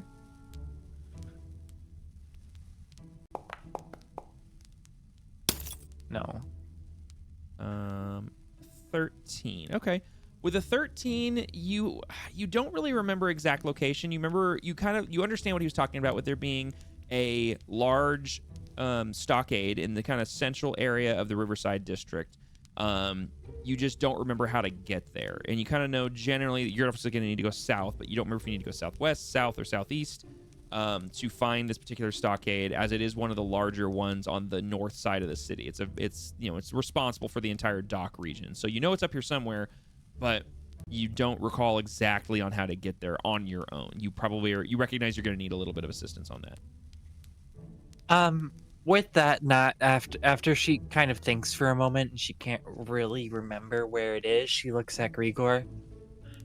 Do you know where the guard house is in the Riverside district?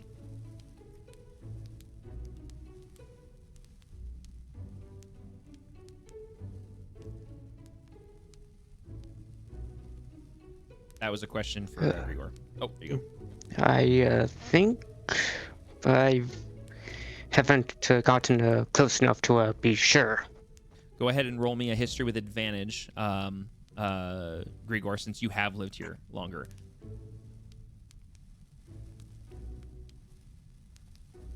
Oh, I guess I can turn the fire off.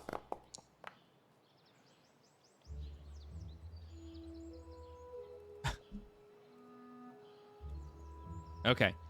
Even with an 11, because you have actually lived here for a while, because obviously for someone who is not from this area, the DC is much higher. For someone who has lived here, the DC is much lower.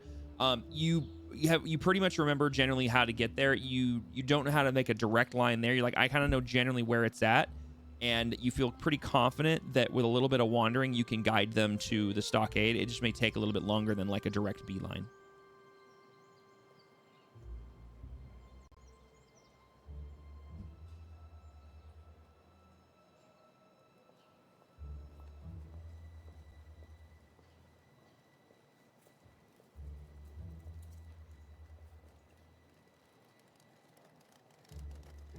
Yeah. Act is kind of just standing there waiting to see if Grigor remembers. And as she does that, she's also kind of just looking at Tippy.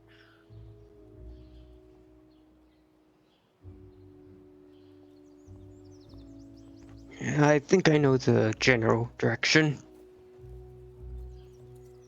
Dax kind of puts her hand out. Lead the way. We should probably get going and make this trip quick, because I have a feeling the rest of our group, both wanted and unwanted, will be waking up soon. Okay, so this is so perfect. The two rogues and Troublesome Squirrel start making their way in the direction of the central part of the Riverside district to potentially find a stockade to potentially break into. And with that, we're gonna take a quick little break because I gotta use the restroom. And we'll pick up after the break. We're gonna pick up with Kyria and see how she's starting her morning, and then we'll go from there. So Jesse, you'll be kind of the next little focus as soon as I use the bathroom. So we'll be right back. We really cannot leave them unattended for 5 minutes. I'm actually totally okay with this because it's literally the two rogues and the squirrel who can turn invisible. Like, it's literally the same party that threatened the tax collector. It is. It's the party member who made them believe that there was a king. It's exactly who it is. This out. There is two different parties in this section. Yep. It's going to turn to a weird West Marches style campaign. The funny part is one of Tippy's spells is perfect for rogues. Oh my god. I can make it super foggy. So they can go poof. Then you've got the other three that are at like I want to say the west and the south end of the city right now, that are all about this political intrigue investigation. And then you have the shenanigans. You always need the shenanigans group in D&D. You do. Yeah, but usually that's all of us. Typically, it's the whole party or it's serious mode. And honestly, this is the largest party split that's happened. Can you see the distance between everybody? No. Oh, you mean distance-wise? Well, yeah, maybe. It also depends on where the hell this freaking guard shit is. Well, regardless of where you're walking, you're approaching Kiryu. Or us. Like, As I said, assuming depends on going which in way this general direction. our little Oh, shenanigans gosh. group is getting closer.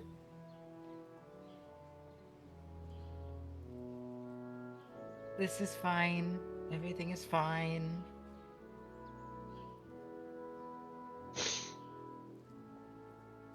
Because I'll get my shenanigans out now before I play the serious character.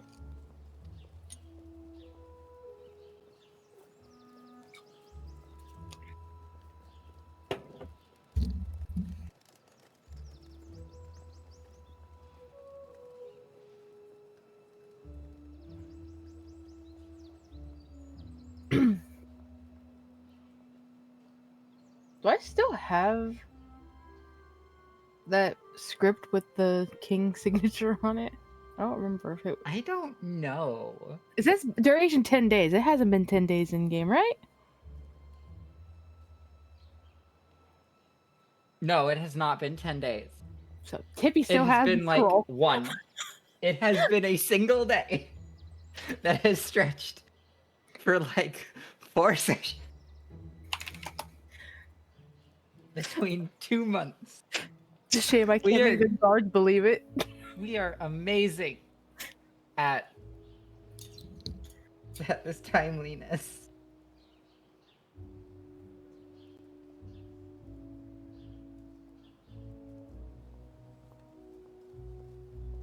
Wonder who else we can make believe that there's a king over this land.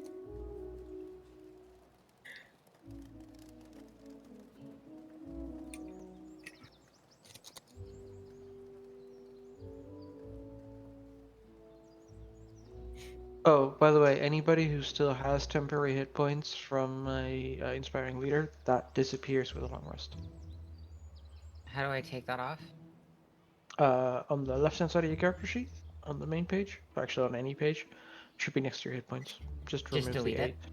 Yeah, just remove the 8 or make it a 0. I just removed it. I Now it just looked it says up in the rules. TNP. You, what up, Verdane? Hey, Red. Neon's away on a break.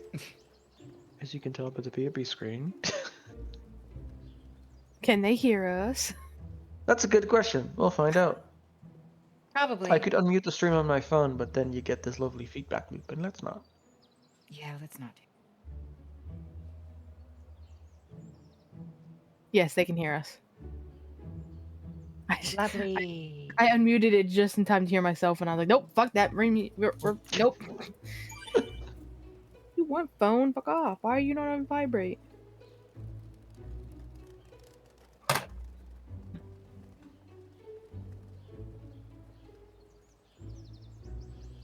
Oh, I absolutely hate listening to myself too, Red. Oh, I would have tortured Absolutely hate it. Fuck me. I can't stop yawning. Yeah, right. I hate listening to you too, man. Wow. Wow. That's rude. I heard you in Smooth Stream yesterday. I was like, damn, he's actually playing GTA, not League for once.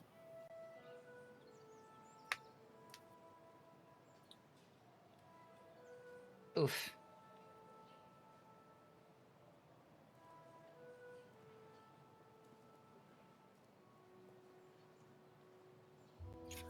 No, see, we were good. He didn't hear the rudeness.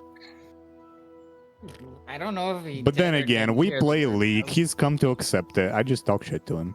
He talks more shit than Play me. League. That's why you're so. Yes, go on. I said that's why you're so toxic. Yeah. That's how you win the game. You gotta be the mind game against the enemies. You gotta meme on them. When they spent mad, money you in win. League. I spent money in League. I regret it, but I'm still never touching that game again. I spent money. I don't regret it. I have a lot of fun playing that game. I don't. But then again, the group I was playing it with probably ruined it for me. So. Ooh. Did you see that they're coming back with the fractured Jinx skin? Is it still $500? No. How much is it? I don't think they said the price for it, but If it's coming- actually affordable, I'm buying it. But I didn't say the price, but it's coming back in November. Fractured Jinx is a really good skin. I Just because it's have- literally 3 skins in one. Yeah, that and they're coming back with all of the other arcane skins. So if you missed any of them, You can still buy those. What? no, you can only get them from Oh. shards. Okay. Because I have all the arcane skins I wanted. I have Jinx. I have Vi. I have Caitlyn. I don't give a fuck about other characters because I don't. Well, I also have Echo, but I don't care about other characters because I don't play them. Fair enough. Heimerdinger's not that much different in his arcane form, and I don't play Jace. What about Victor? Victor doesn't have my skin. When season 2 came out, his base skin is what he looks like in the show. Yeah, no, they came out with a skin for him now. I don't know what it is. Nor do I also care about that. What about Warwick? Or do you No. not play Warwick? It is. I sometimes, very rarely, but I don't think that skin looks good in the game. I also don't really like it in Arcane much either. I don't think it's a good look on him. No, I got them just to have them, even if I don't play the character. So like, Well, see, that's what I did in Fortnite. And I own 92 skins in Fortnite. I only play like 10 of them at most.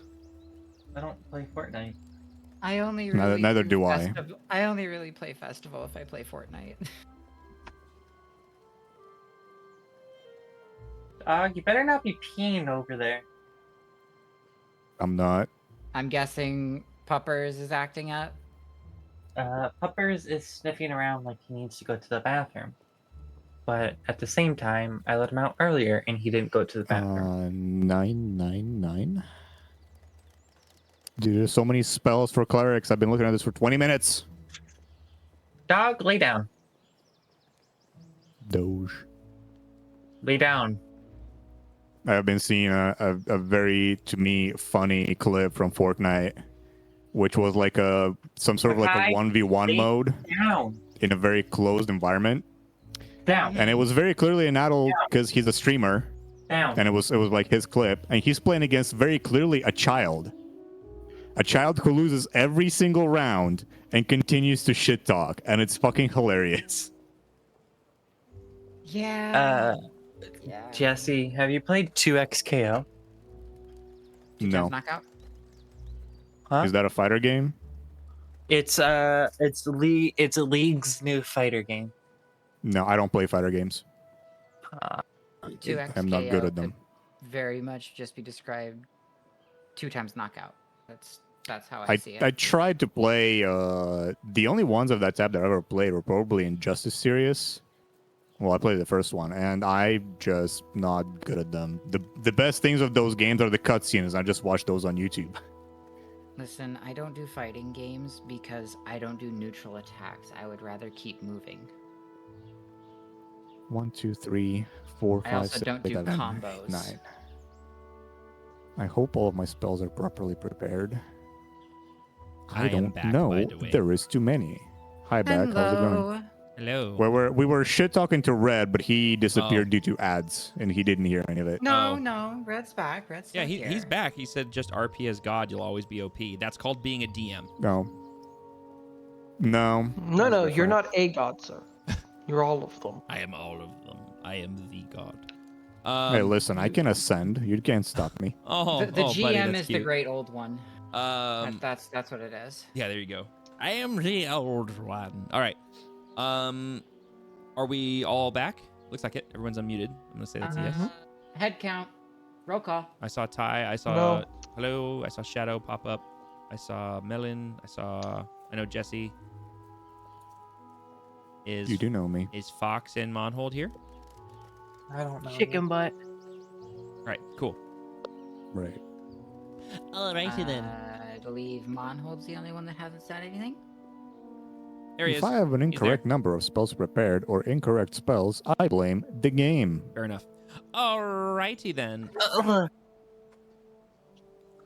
Okay, so that's perfect. So Grigor takes a few steps in one direction before muttering, "Wait, no," then turns a different direction. That is a great. That was 10 minutes ago. That's because I was in the restroom.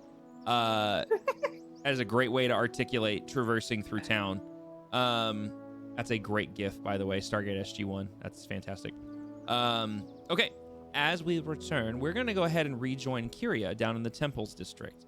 Kyria, you've just 09. woken up and you are in the home Wait, of your. Wait. Yep. Before I went to bed, it was something I was going to say last session, but last session was over, so I Okay. didn't say it because it was over. Okay. Before Kyria went to bed, she Mhm. would have looked at the schematics and tried to memorize them. Ooh. Okay. Let's see. What skill would that be?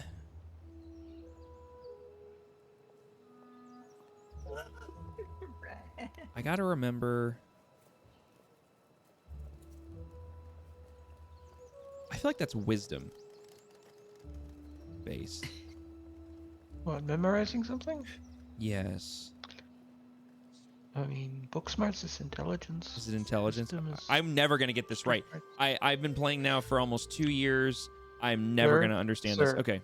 It's pinned in our DMs, sir. I You have know no it excuse. is. I know it is. And I'm like, I understand this. I'm like looking at like relatively like similar skills, and I'm just no. Okay, I want you to roll me an intelligence check, please.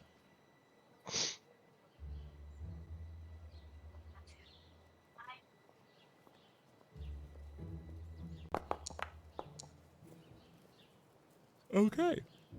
With a Damn, an intelligence roll that doesn't suck. yeah, it was a good roll. With a 15, you are able to basically you can through memory recall, you can remember a good majority of the schematics and the details pertaining to these schematics. You can basically just kind of like recall the majority of it, but you'd still have to kind of like, what was that one thing? And you'd have to reference like individual little like pieces of it, but the like 80% of the schematics you can just recall through memory before you're able to go to sleep. Right, bog, and then I go to sleep. And then you go to sleep, and then you get your long rest. Now you have woken up. You are in the home of your mentor, Joda, and you can hear that he is in the back garden tending to his little vegetable garden that he has. Aside from that, it is a quiet little home, and it is the not early morning hours, but you know those semi-early morning hours. Red no. What is? Oh, yeah, that. Not that kind of role player, right? Nope. Go back to GTA. Yeah, go back to GTA there, bud.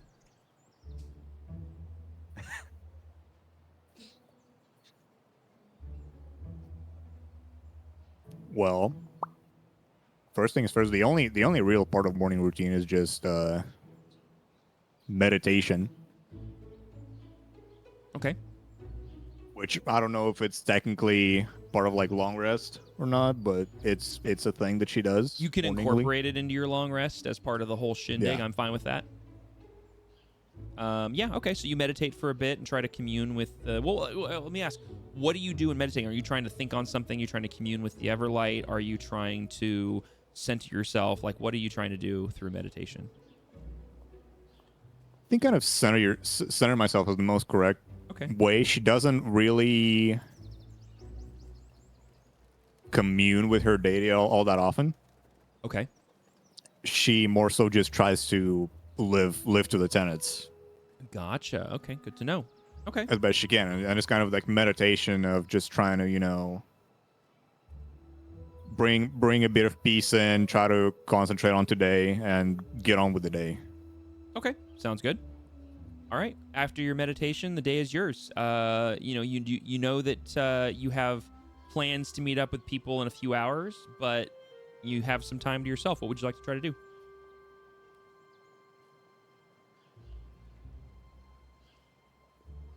Can I study the schematics more? If you'd like, yes. You can do one more intelligence check for me. She would do at least one more like look over. One more study session. Yeah. Okay. No, that works out because you've already done it once. You're going over them again. It's a lower DC. So you feel pretty confident now between these two study sessions that you would be able to recall pretty much everything just from memory, and at least be able to kind of recount them. You would not be able. You are not a tinkerer. You're not an artificer. You're not an engineer. You would not be able to build these from memory, but you can at least recall details about them from memory to be able to like articulate it to someone else or kind of envision what it may look like. Why can I not hear my Discord? I don't know. Ugh. I don't know when I'm mute or not. Okay. I mean, realistically, she doesn't necessarily have any plans or stuff to do other than the mission. Let's put it this way. How long would it take for me to get to the council, and would I have time to do that before the meeting, before noon or not? So it would only take you approximately less than an hour to get from your current location to the gates of the city council district. Depending on what exactly you were going to try to do and within the city council would obviously take some time, but for you, it's about 8 o'clock in the morning. You're meeting with everyone, I believe, if people can correct me. In like 4 hours. It's like at noon. So noon. You've got like north of 4 hours before you have to meet at the Wizard and the Wand.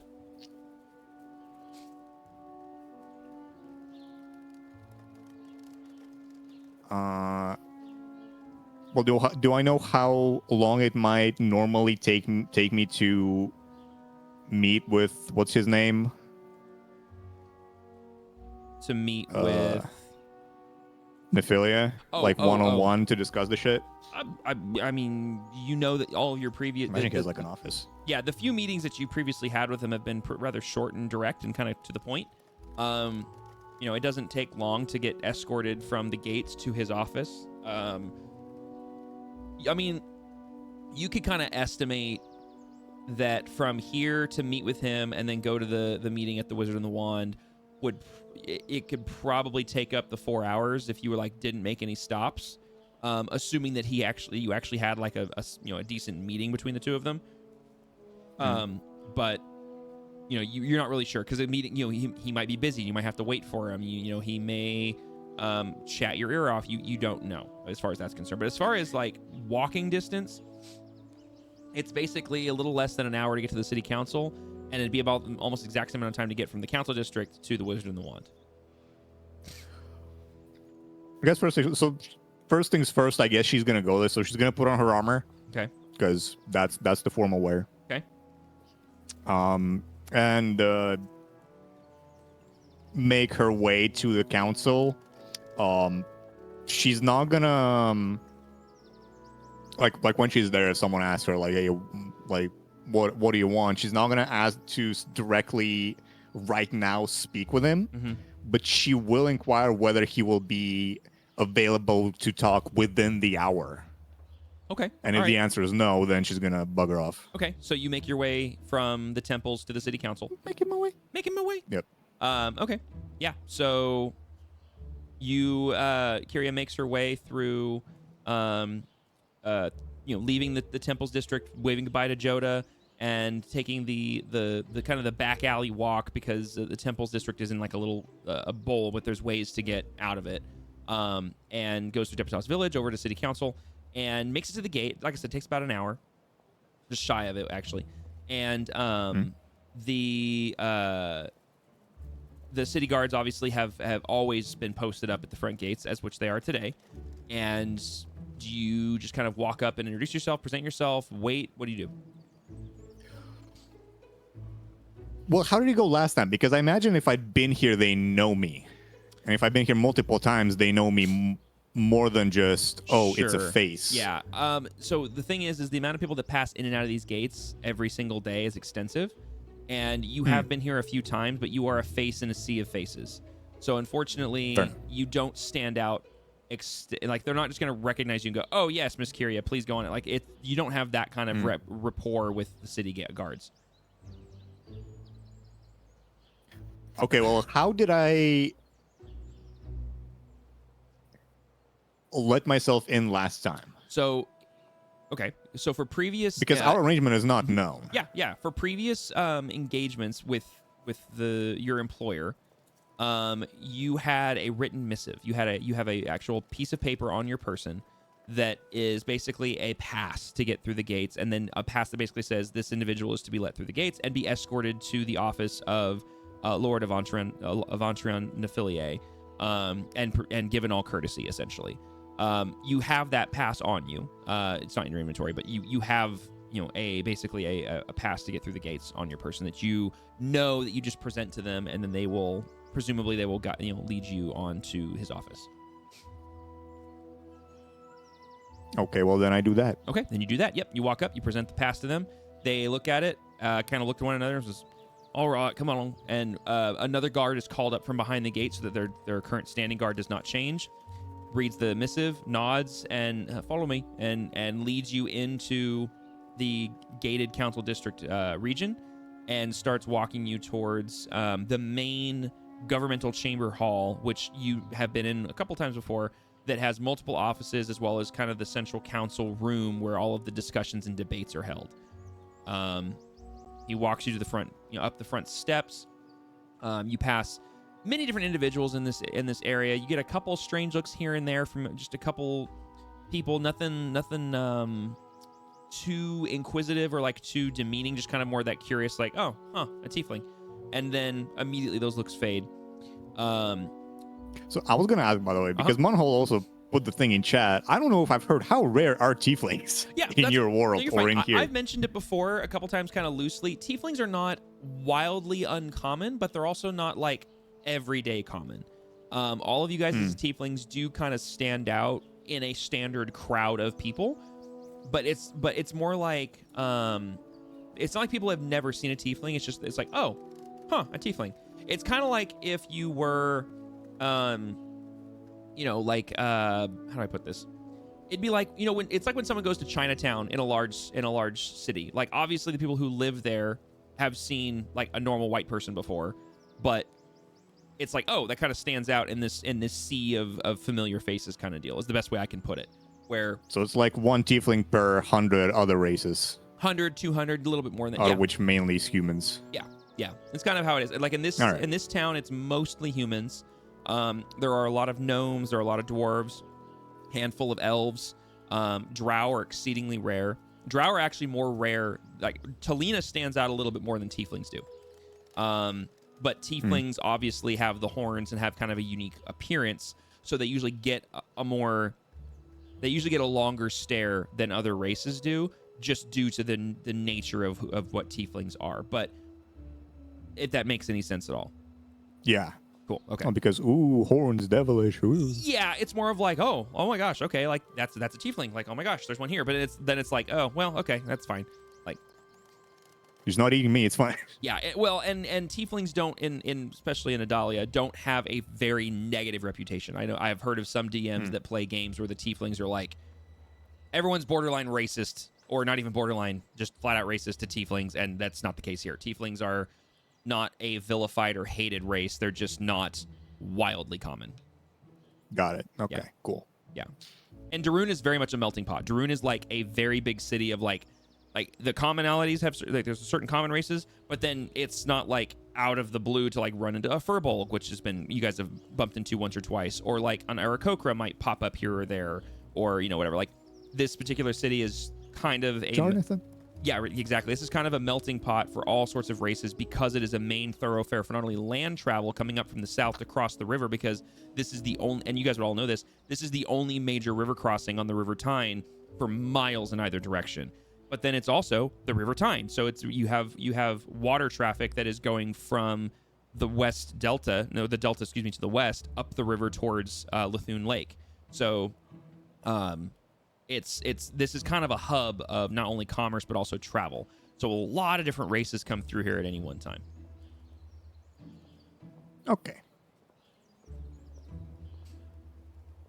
But yes, so the guard continues to guide you through the district and then into the government building, the council hall, and then leads you not towards the council chambers, but up to like the office floor, like where all of the individual little offices may or may not be, and guides you directly to a door that on the outside has very beautiful script that's what's the word, embossed in gold on the door that says city council member Lord of Antreon Nephilier, and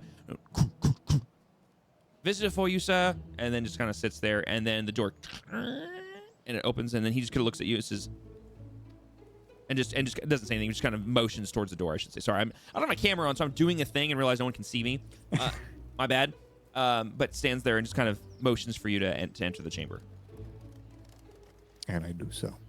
Okay. And as you enter the chamber, it is a semi-familiar space. You've been here a couple times before, and it is just a very nice, plush, office space. It's well lit. The back, there are several windows that are on the back side of the building that overlook the wall, but then overlook the some of the Deputas village down underneath it, down the hill, and beautiful sunlight streaking in from the windows, which is then illuminating the room, and it has that sort of magical vibe where you've got the little dust particles in the air that are getting caught by all of the rays of sunlight. There is a nice warm fire that is crackling in the fireplace that is taking the little morning chill out of the room. There is the smell of fresh eggs, bacon, and sausage somewhere from the room. It's kind of faint, but you can tell that it's there. Damn, make me a breakfast, bro. Right, yeah. And then one whole wall on one side is just nothing but bookshelves. And then the other side of the room is you have a sitting area, you have a fireplace, you have some more bookshelves. You have a desk in the back of the room underneath the open window, not open windows, but open curtains and the windows. And then there's like several arrangements of seats and cushions and couches, so you can clearly tell that this is also a place for meetings to be taken. And sitting over in not at the desk, but at one of the large plush chairs over by the fireplace is sitting your employer, Lord of Antreon Nephilier. And give me 1 second, and I shall describe him for you. I'm looking for a picture. It's a picture I made a long time ago, so. Oh, where is he? I bow my head in greeting. Okay. And he looks up and he smiles at you, and I'm just looking for the photo so I can describe it properly, since it's been forever since I made this NPC. Ah, yes. Make sure I have the right one. Yes. Okay. So, what you see in front of you is a young elf male, very tall, very slender, very sleek, very, very chiseled jaw, standard complexion skin, kind of slightly tanned but white skin, with very luscious blonde hair coming off the top of his head. He is wearing a almost green but more like muted slate green dress coat with a brown buttoned up vest underneath it and a white button down shirt underneath that. So 3-piece suit, matching trousers, and boots that are very polished leather that go all the way up to his knees. He also has his red city council cloak that is actually not on him but slung over the back of the chair he's sitting in. And he has not hazel, what's the word? Kind of like a cross between green and hazel eyes. They're almost gray, but they are very warm and friendly, and you've seen this face before a couple of times. And he smiles up at you and says, "Ah, yes, good to see you, Kyria. Welcome, welcome. Please, please, please sit. I'm eager to hear about your endeavors."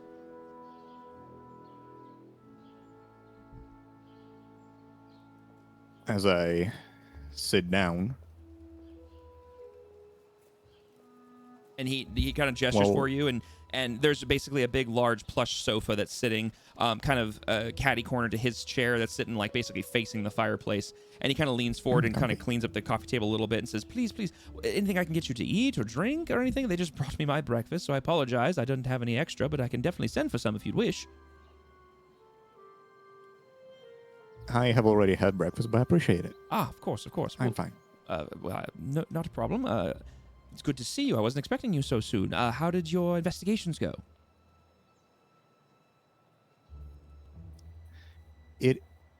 There have been discoveries made, but it is still ongoing. All right. Anything you can share, or do you wish to wait until you have more details? Absolutely. And as a matter of fact, I might need advice as well, since I am not, as you know, familiar with Duruun's political landscape. I might need advice as to how to navigate it. All right. Well, anything I can do to assist? To start off, I have made it to North Duruun yesterday, All right. and I have met with Dr. Arkwright's wife Oh, all right. at their house. Dr. Arkwright was not there himself. I do not know where he was.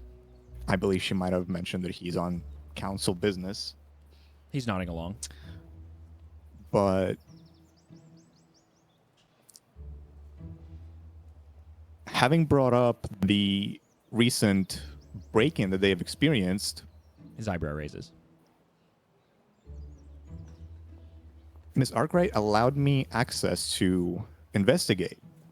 Unfortunately, I have not found much about the intruders. I've only found that they've gotten in through the back kitchen door and in and out through a back alley. There were no footsteps to follow. I cannot confirm the real identity or purpose of the breaking other than the stolen items, of course. Interesting. I was not aware that But- the Arkwrights had a break-in. That's disappointing. Yes, I have heard that it was the Lohoods that did it, which, considering why you sent me there in the first place, was strange to hear. Yes, that is disappointing. It's such a However, Miss disappointment. Arkwright herself did not dispute that. Yes, I was hoping that the Lowhoods would leave poor North Duruun alone, as they have enough problems to deal with these days, and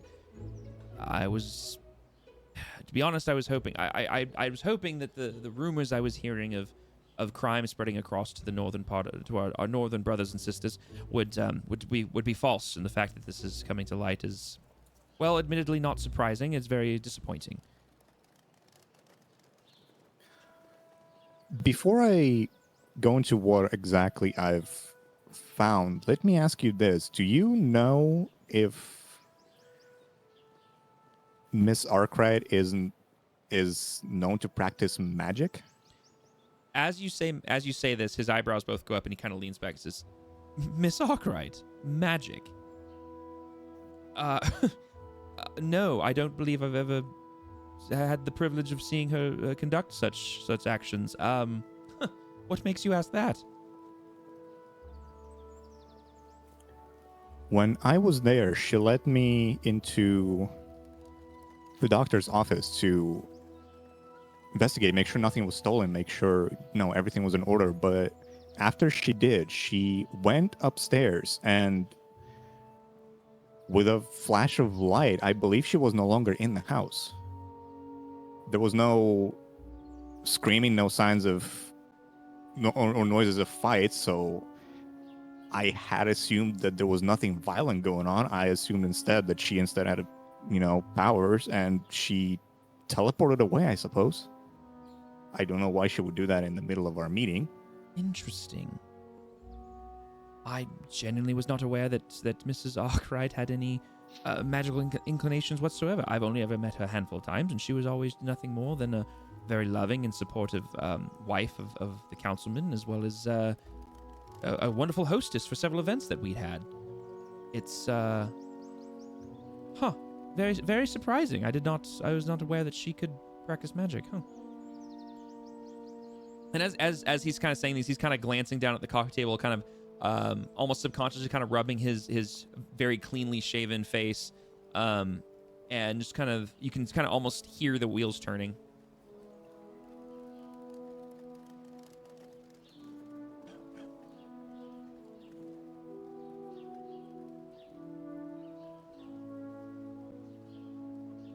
Was that a cue for me to talk more? I don't know. He can kind of tell he answered the question, but he seems to kind of be zoning on the coffee table. He's turning wheels. Yeah. Okay.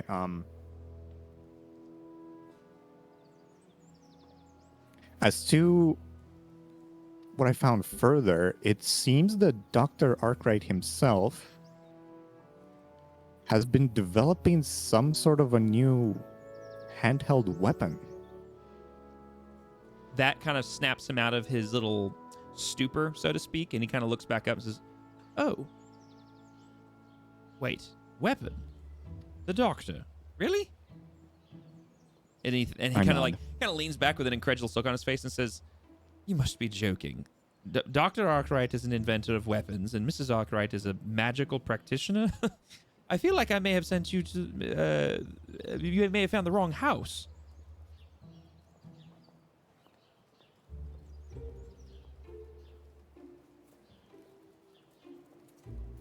As he says that, I would pull out the schematics that I had. Do you kind of like hand them towards him? No, I would pull them out and I would find space on the coffee table and I would lay them out. He kind of leans forward and he helps kind of clear space and then looks at him and kind of looks them over a bit and kind of raises an eyebrow and says, "What? Pardon me. What language is this? I'm not familiar."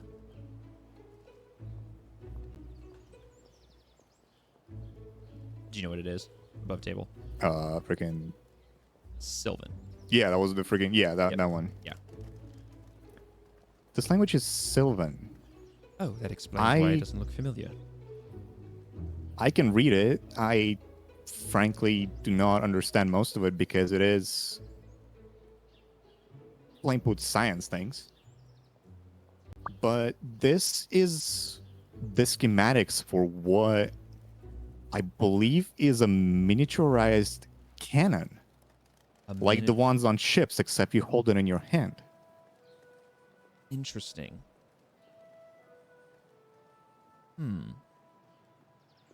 Miniaturized cannon. And you can see he's kind of like talking to himself. He's looking at it, and he's like, you see him kind of move him around a bit. He starts flipping through a few of them.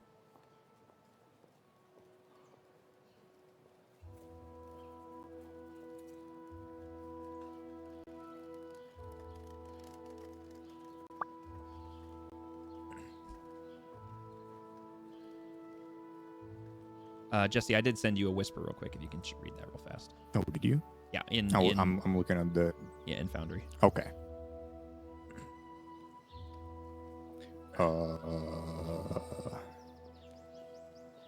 Is it like this? You just change it from public role. Yeah. Okay. Secret dice. Mm-hmm. Oh my god.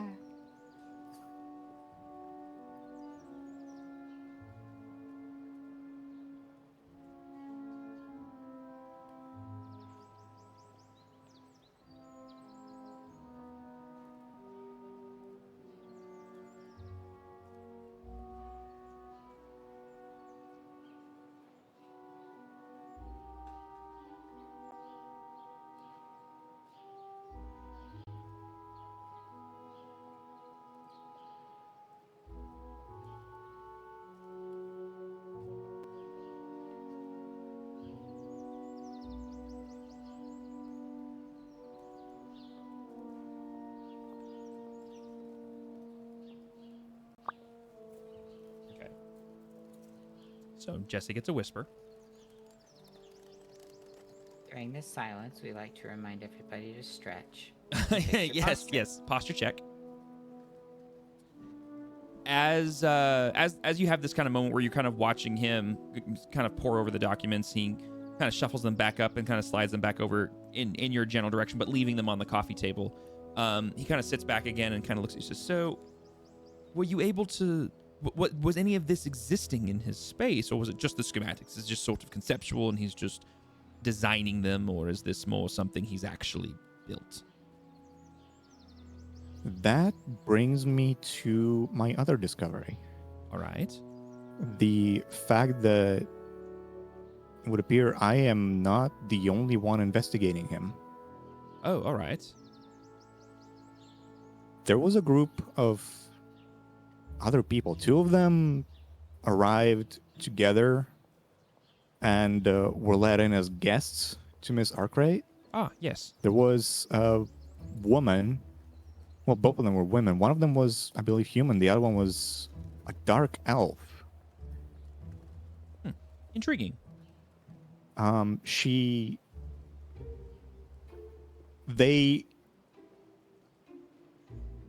came in on what seemed to be initially business of their own, but then they were also quite interested in Dr. Arkwright's office.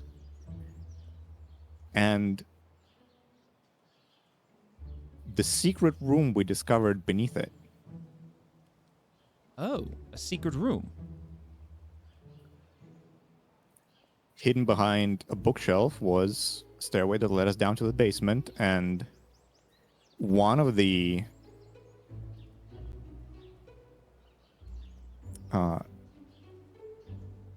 guests was not to my liking, I shall say.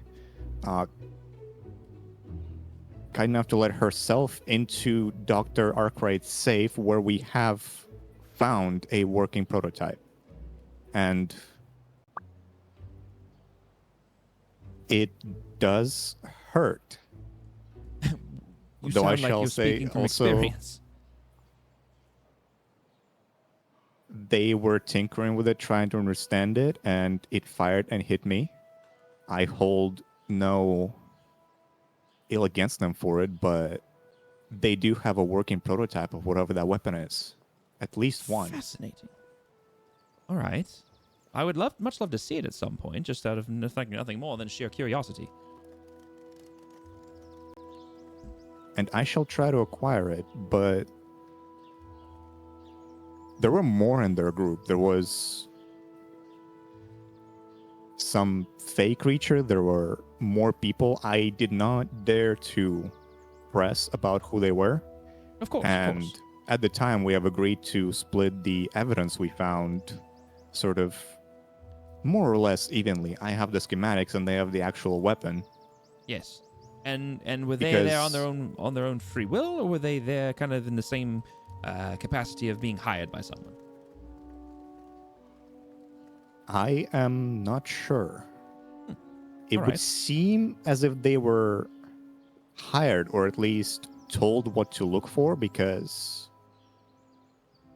like I said, they came in pretending they weren't investigating anything, but then were on top of all the things that I was. Interesting. All right.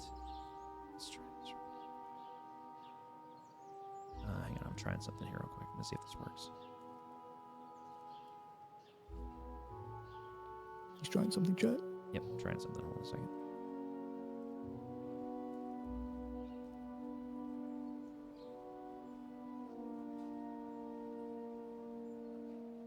All right, did that pop up on your screen? Yeah. Okay, perfect. Ira with the hand raised. Yes, no, that Tyra. was in response to Monhold. Oh. Oh, Okay. okay.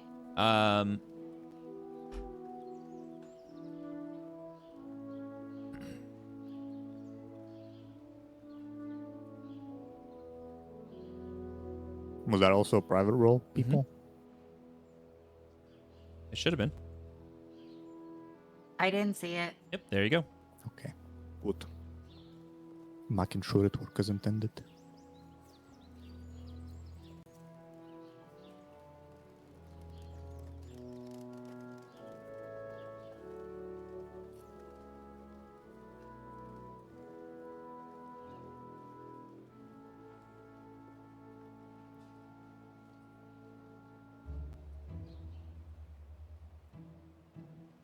I'm getting all the space.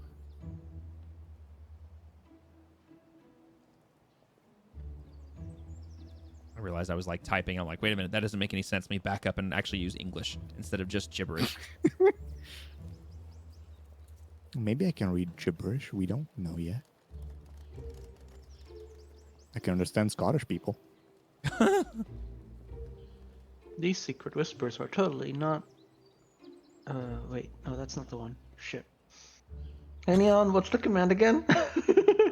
I wish it was World Anvil. It's WorldSmith. Right, WorldSmith. These are totally not sponsored by World Anvil, but they are sponsored by WorldSmith. There you go.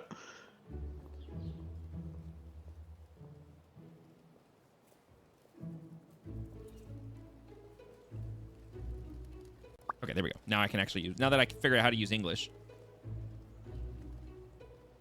Okay. Well, I'm curious. If you can, I'd be curious to know who hired them. But it doesn't surprise me all that much, to be honest with you, as I know there are several people who have concerns about Dr. Arkwright, and it would not prove surprising to me that another member of the council or another affluent member of the city was looking into the matter and dispatched this particular band of individuals. So does seem it doesn't seem out of the realm of possibility, at least. I would be curious to know, were they there more on a... You say they were looking for things. Were they there in a criminal mindset of trying to steal from the good doctor, or were they there to inquire and investigate, such as yourself?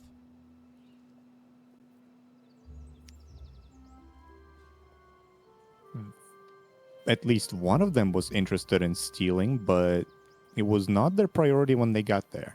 I think it was the mindset of, oh, well, I found evidence, but I also opened a safe, so I'll take what's in it. Like I said, I don't agree with it, but I decided not to press the issue when there's He nods along. more of them than me in Understandable. not our house. Also understandable. Well, I wouldn't worry yourself about that too much, as you know, if everything comes out to be a misunderstanding, I will make the apologies. It will not be any issue. If it comes out that my fears are correct, then it won't be a matter to worry anyone's self with. So don't let that prey on you for too long, my dear. With regards to your fears, Yes. the other woman, the drow, also found Dr. Arkwright's journal, Oh. which is what it's something they also still have. She read some of it out loud, and I will not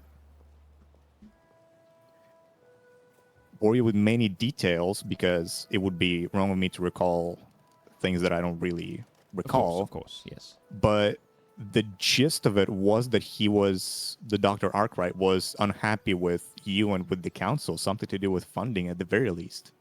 Funding. Something he was supposed to receive but didn't. He kind of leans back, and his face makes a couple different shapes, and I'll just publicly say this one. Go ahead and roll me an insight check.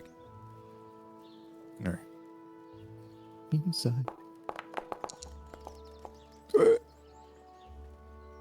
So, as he kind of leans back, and his face makes a couple different shapes, and he kind of starts to form some words and stop, and he goes, well, I don't know what he's referring to. I'm going to be honest with you.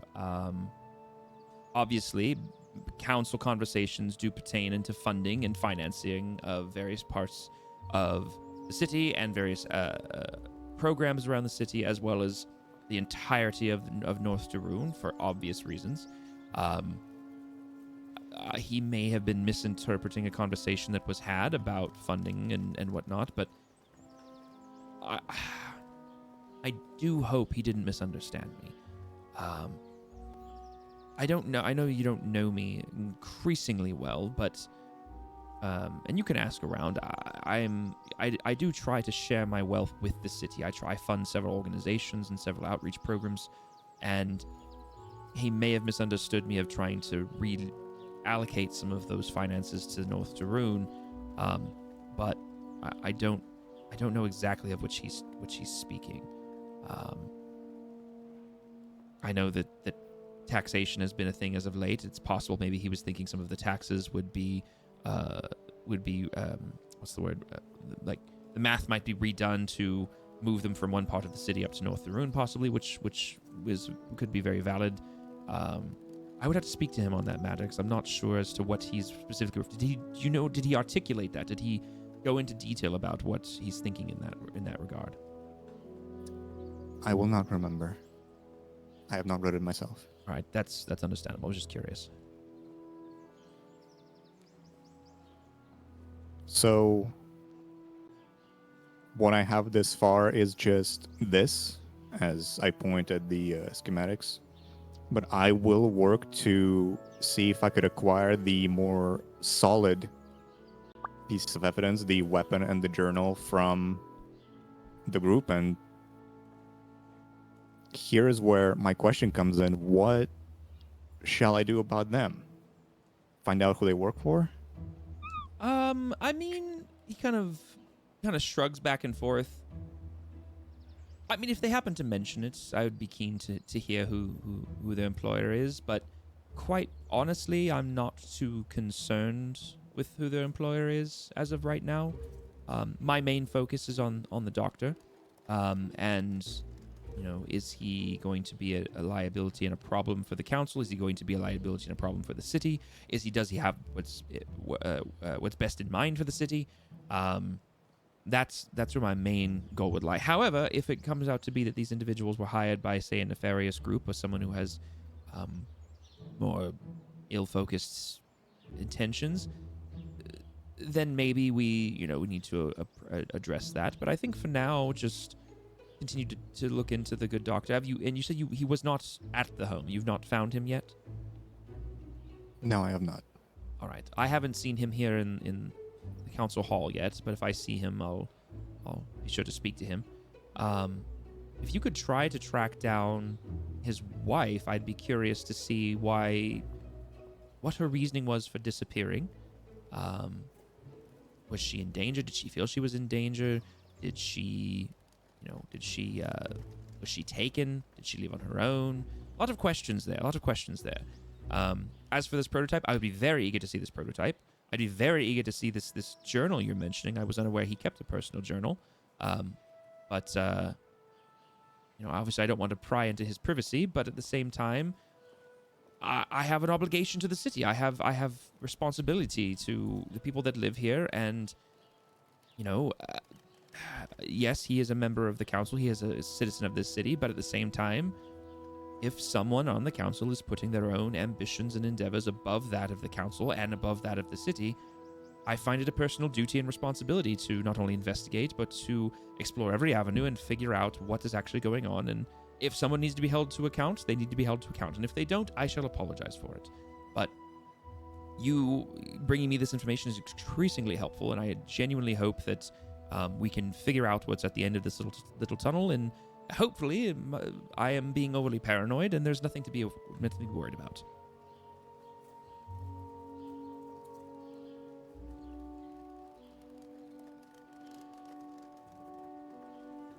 Of course. I kind of point at the schematics.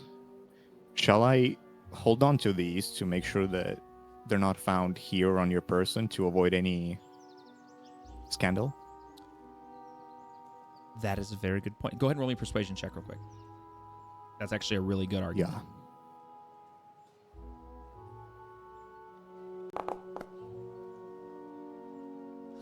Dude, your rolls are crazy. Like, you're like, I rolled this. I actually got this really high number. Isn't it great? It's funny because when he rolled one earlier, and I was like, oh, that's not a great roll. And then it added all the modifiers. I'm like, never mind. That's like 20 something. That's really good. Listen, this is why charisma players are great. Charisma players are great. He's not even based on charisma. I just no. He starts to kind of reach for the schematics, just kind of almost instinctually, and then he stops when you say that, and he kind of goes, "That's an excellent point. You know what? Yes. Why don't you hang on to them? Last thing I need is anyone stumbling across them here in my chambers, and then I will be on the chopping block, as it were." So yes, go ahead. And he as he pulls his hand back, you kind of see there's a moment of hesitation, and then he pulls it back and interlaces his fingers and sets them on the top of his knee, which he has crossed on his other leg. Grab and roll him into my whatever the fuck. Under the armor somehow. I don't know. I stick them in my large backpack that says Jansport on the back of it. No, I'm kidding. Okay, yeah. So he kind of watches you that and kind of nods. Was there anything else that you had for me? Any of the questions I can answer?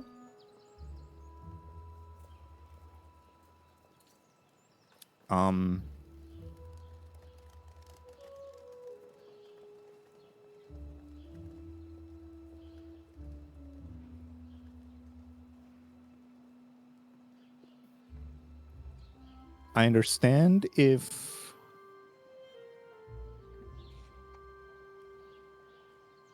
there are things that I'm not supposed to know with regards to the private dealings of the council, and I accept that, but are you sure there is nothing more I have to know from you specifically regarding this? Roll me a persuasion check, please.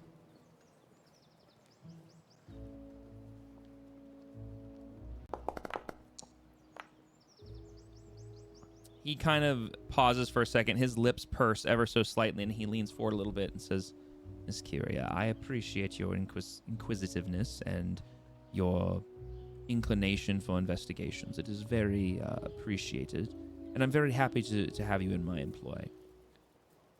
But these are questions above your station. You have the information that you need to find the things I'm looking for. There's not many, and I'm more checking to make sure there isn't a problem. If there's anything else, I will be sure to give you that information, but I would humbly request that you keep your line of inquiry to what I've hired you for. And he has a very serious look on his face. I understand. He nods. Well, if there's nothing else, and he kind of glances up at the clock on the wall above the fireplace. Oh, drat, I do have that appointment. I'm afraid I'm going to need to make my leave. I have a meeting with another councilwoman downstairs in just a couple of moments. And he starts to stand up from his chair.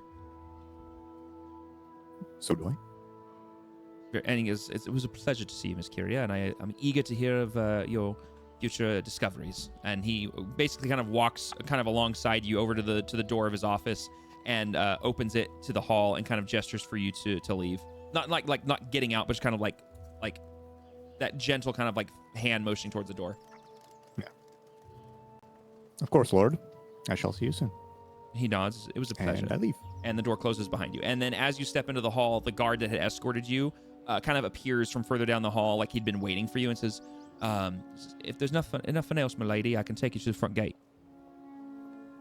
Please. Thank you. All right. And he escorts you all the way back to the front gate. And as you get to the front gate, what we're going to do is we're going to check real quick. It sounds like people are getting sleepy. Is that correct? Yes. Okay, cool. Yes. All right. Then in that case, we will go ahead and, if everyone's good with it, we will pause here and we'll pick up next week.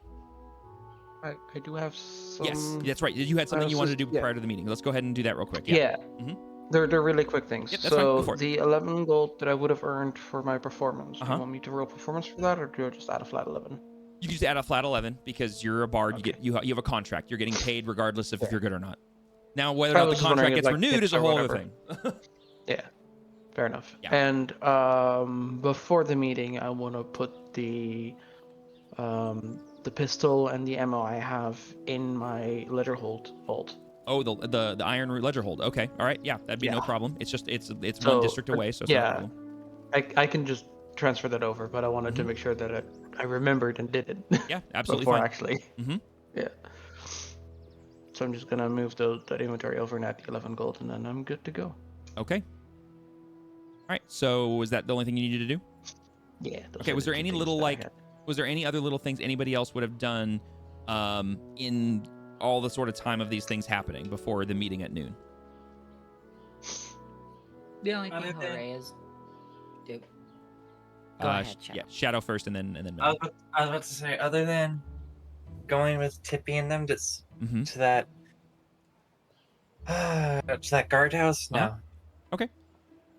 And then Melon. Hellraya would just be waiting at the Wizard and Wand for 1, Telena's return, and 2, the meeting at noon. Most of the ways she is having a breakfast and eavesdropping. Great, fantastic. Okay. Grigor and Tippy, are you guys good, or do you guys have any little housekeeping things you want to take care of before we end session?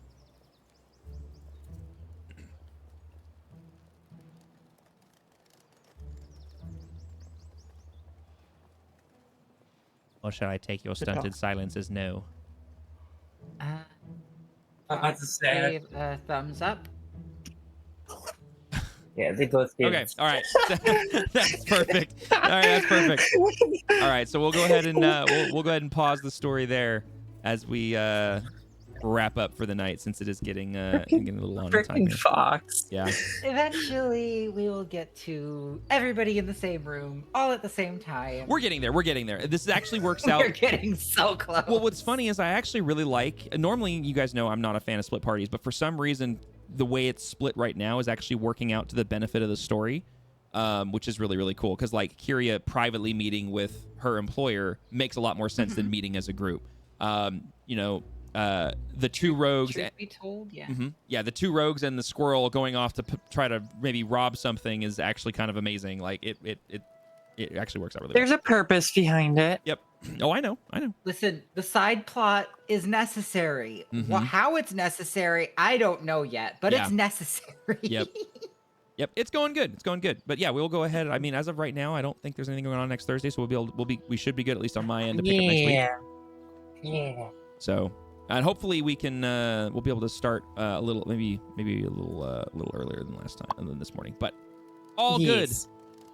Cool. All right. Well, we'll figure out the time. We'll figure out the time. Yeah. But yeah, thanks guys for playing as always. Thanks guys for watching, and we will see you guys next week. Thank you for hosting. Of course. No, of thank course. you for hosting, like always. As always, I love it.